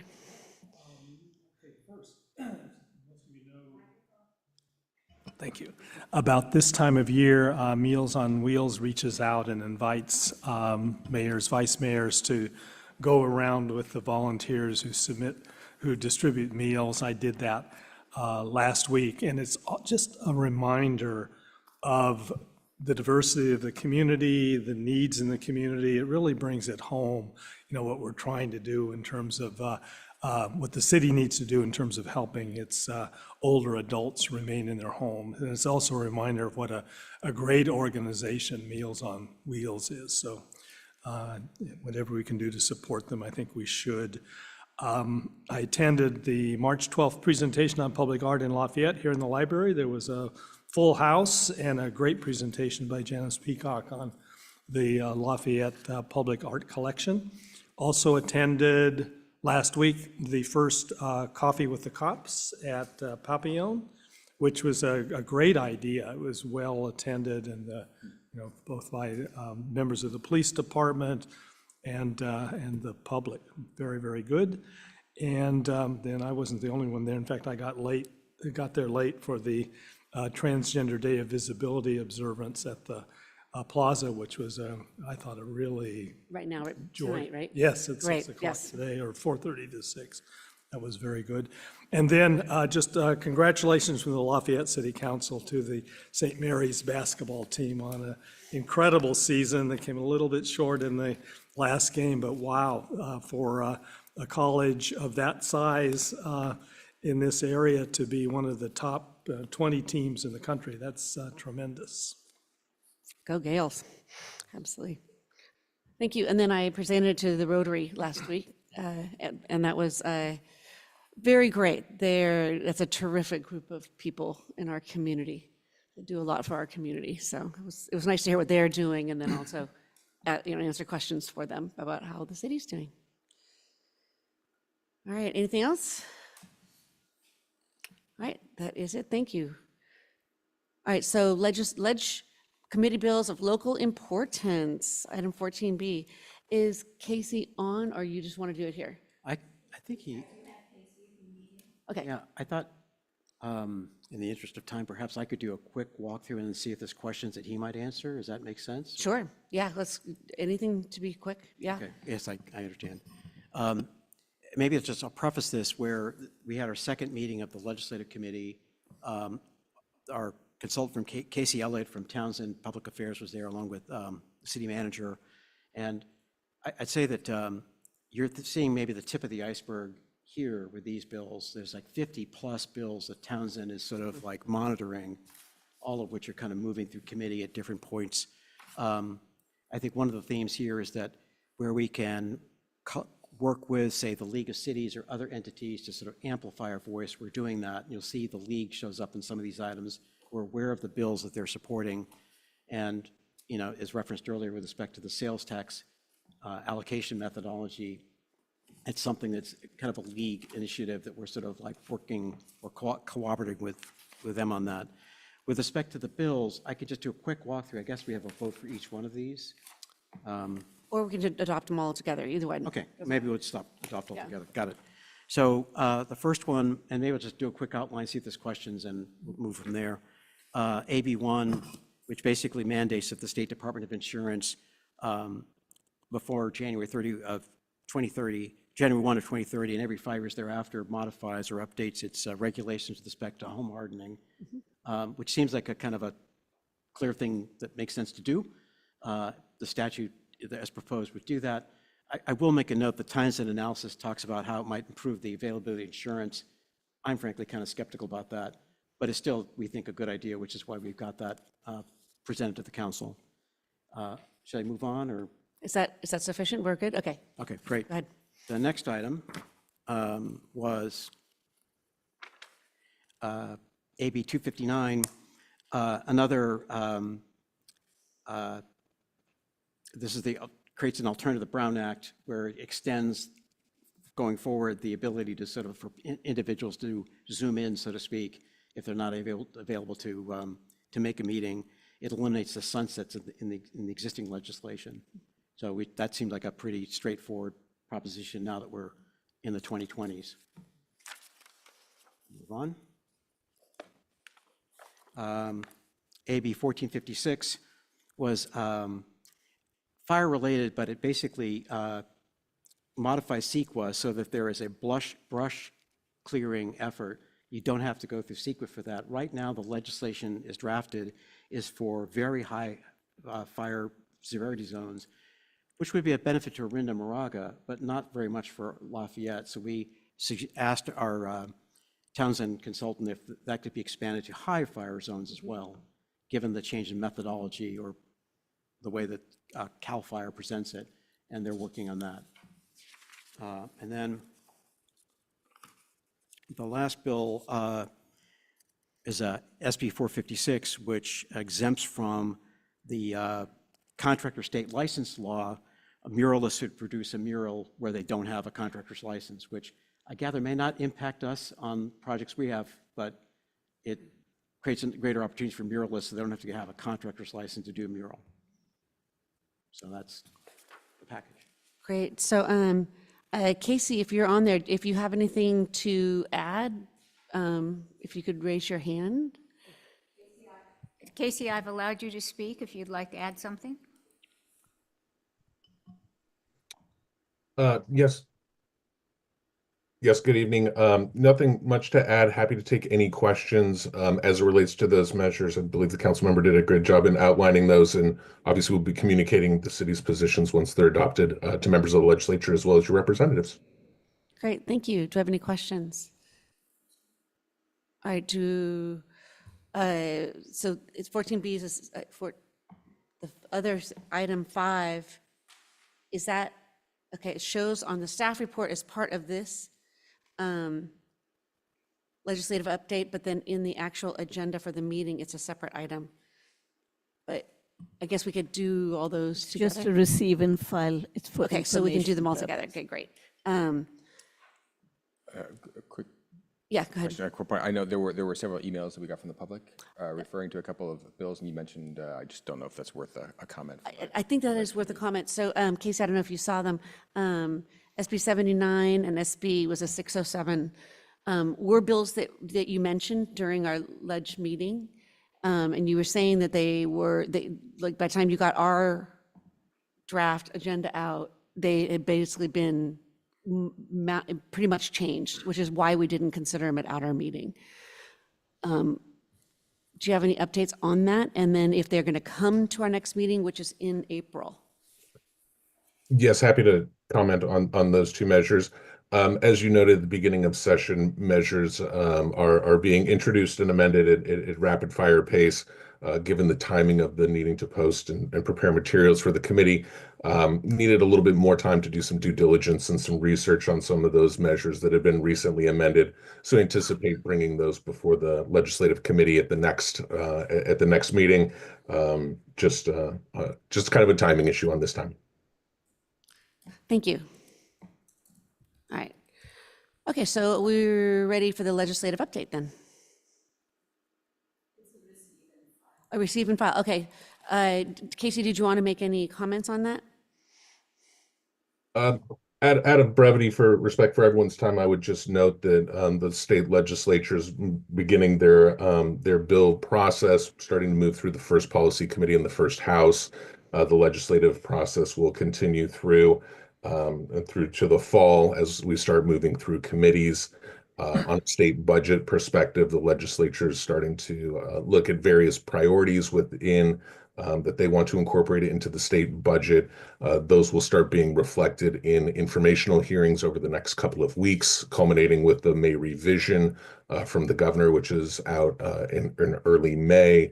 Early signs are that state revenues are running a little bit above projection, but given some of the variables in spending due to wildfires and other issues, as well as all of the moving goals and impacts on the state budget coming out of Washington, D.C. Really going to be interesting to see what the May revise looks like. I think the legislature and the administration will continue to practice caution in their budgeting this year. And then coming out of DC, obviously, as you've noted, lots of executive orders, various changes have been coming out of the administration, lots of work to remake and reimagine the federal workforce to reflect the priorities of the new administration. Congress had just wrapped up FY25's appropriations bills and are in the process of starting working on their FY26 budget, which is where we'll start to see the priorities of the new administration take shape from an official budgetary capacity. Again, happy to answer any questions related to state or federal activities. Okay, thank you. Any questions? People are shaking their heads. Thank you. So do we have any public comment? Mayor Candell, there's no public comment at this time. Great. All right. So we will move on, and it is a. Do you have to move on? Okay. On the. Do we vote to support the recommendation? We should. We should have a vote to support. Okay. Good. Why don't you put the. Okay, I move that we support the 4 items under 14B, the 4 pieces of legislation. And I'll second the Ledge Committee. Yeah. All in favor? Aye. Aye. Great. Thank you. Okay, written communications. The Marquis de Lafayette. This is actually a fun one. Yeah. So who does this? Okay, we'll introduce the proclamation to, Just, do you, in the proclamation, the one we approved for the library has our standard wording of, be resolved that the city council does hereby proclaim. Would you be okay with that being the wording in this one as well? oh, yeah, of course, yes. Thank you, at the end of it, yeah. Actually, That's I did great. notice that, so I'm reading it, I think, on next Wednesday, and I was going to substitute the city council anyway, because it says I, Susan Candell. It's like, well, that's kind of awkward. So, Thank you. Do you see that edit, Joanne? Good call. You're right, I'm not used to seeing my name there, or any name there, right? Thank you. And there are some upcoming events coming up. So is it next Thursday? next Thursday. Right, is the first one at the library, correct? And then the next one is the Saturday. There'll be a little bit, a presentation and some wreaths downtown, so that should be actually pretty exciting. On Thursday. And we'll get an amended proclamation for that event. Thank you, he was an important person in the world and for our city. So do I have a motion to approve the proclamation? Put your, Second. Oh, yes, okay, so.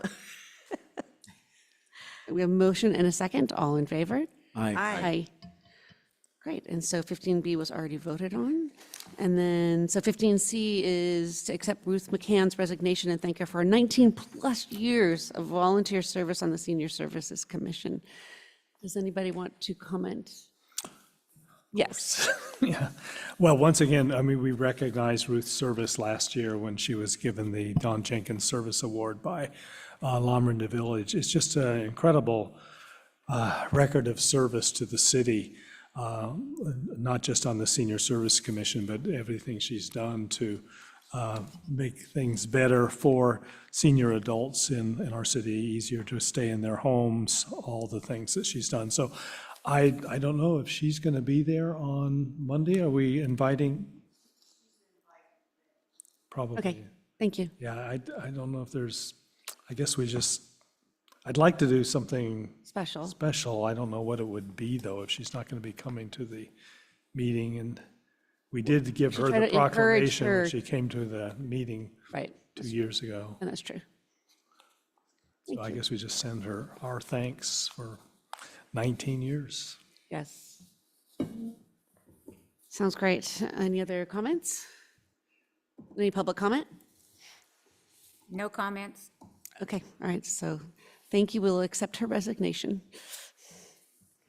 And the last thing is to adjourn. Thank you. Thank you. Okay, your first 3-hour meeting. How's it feel? Yeah.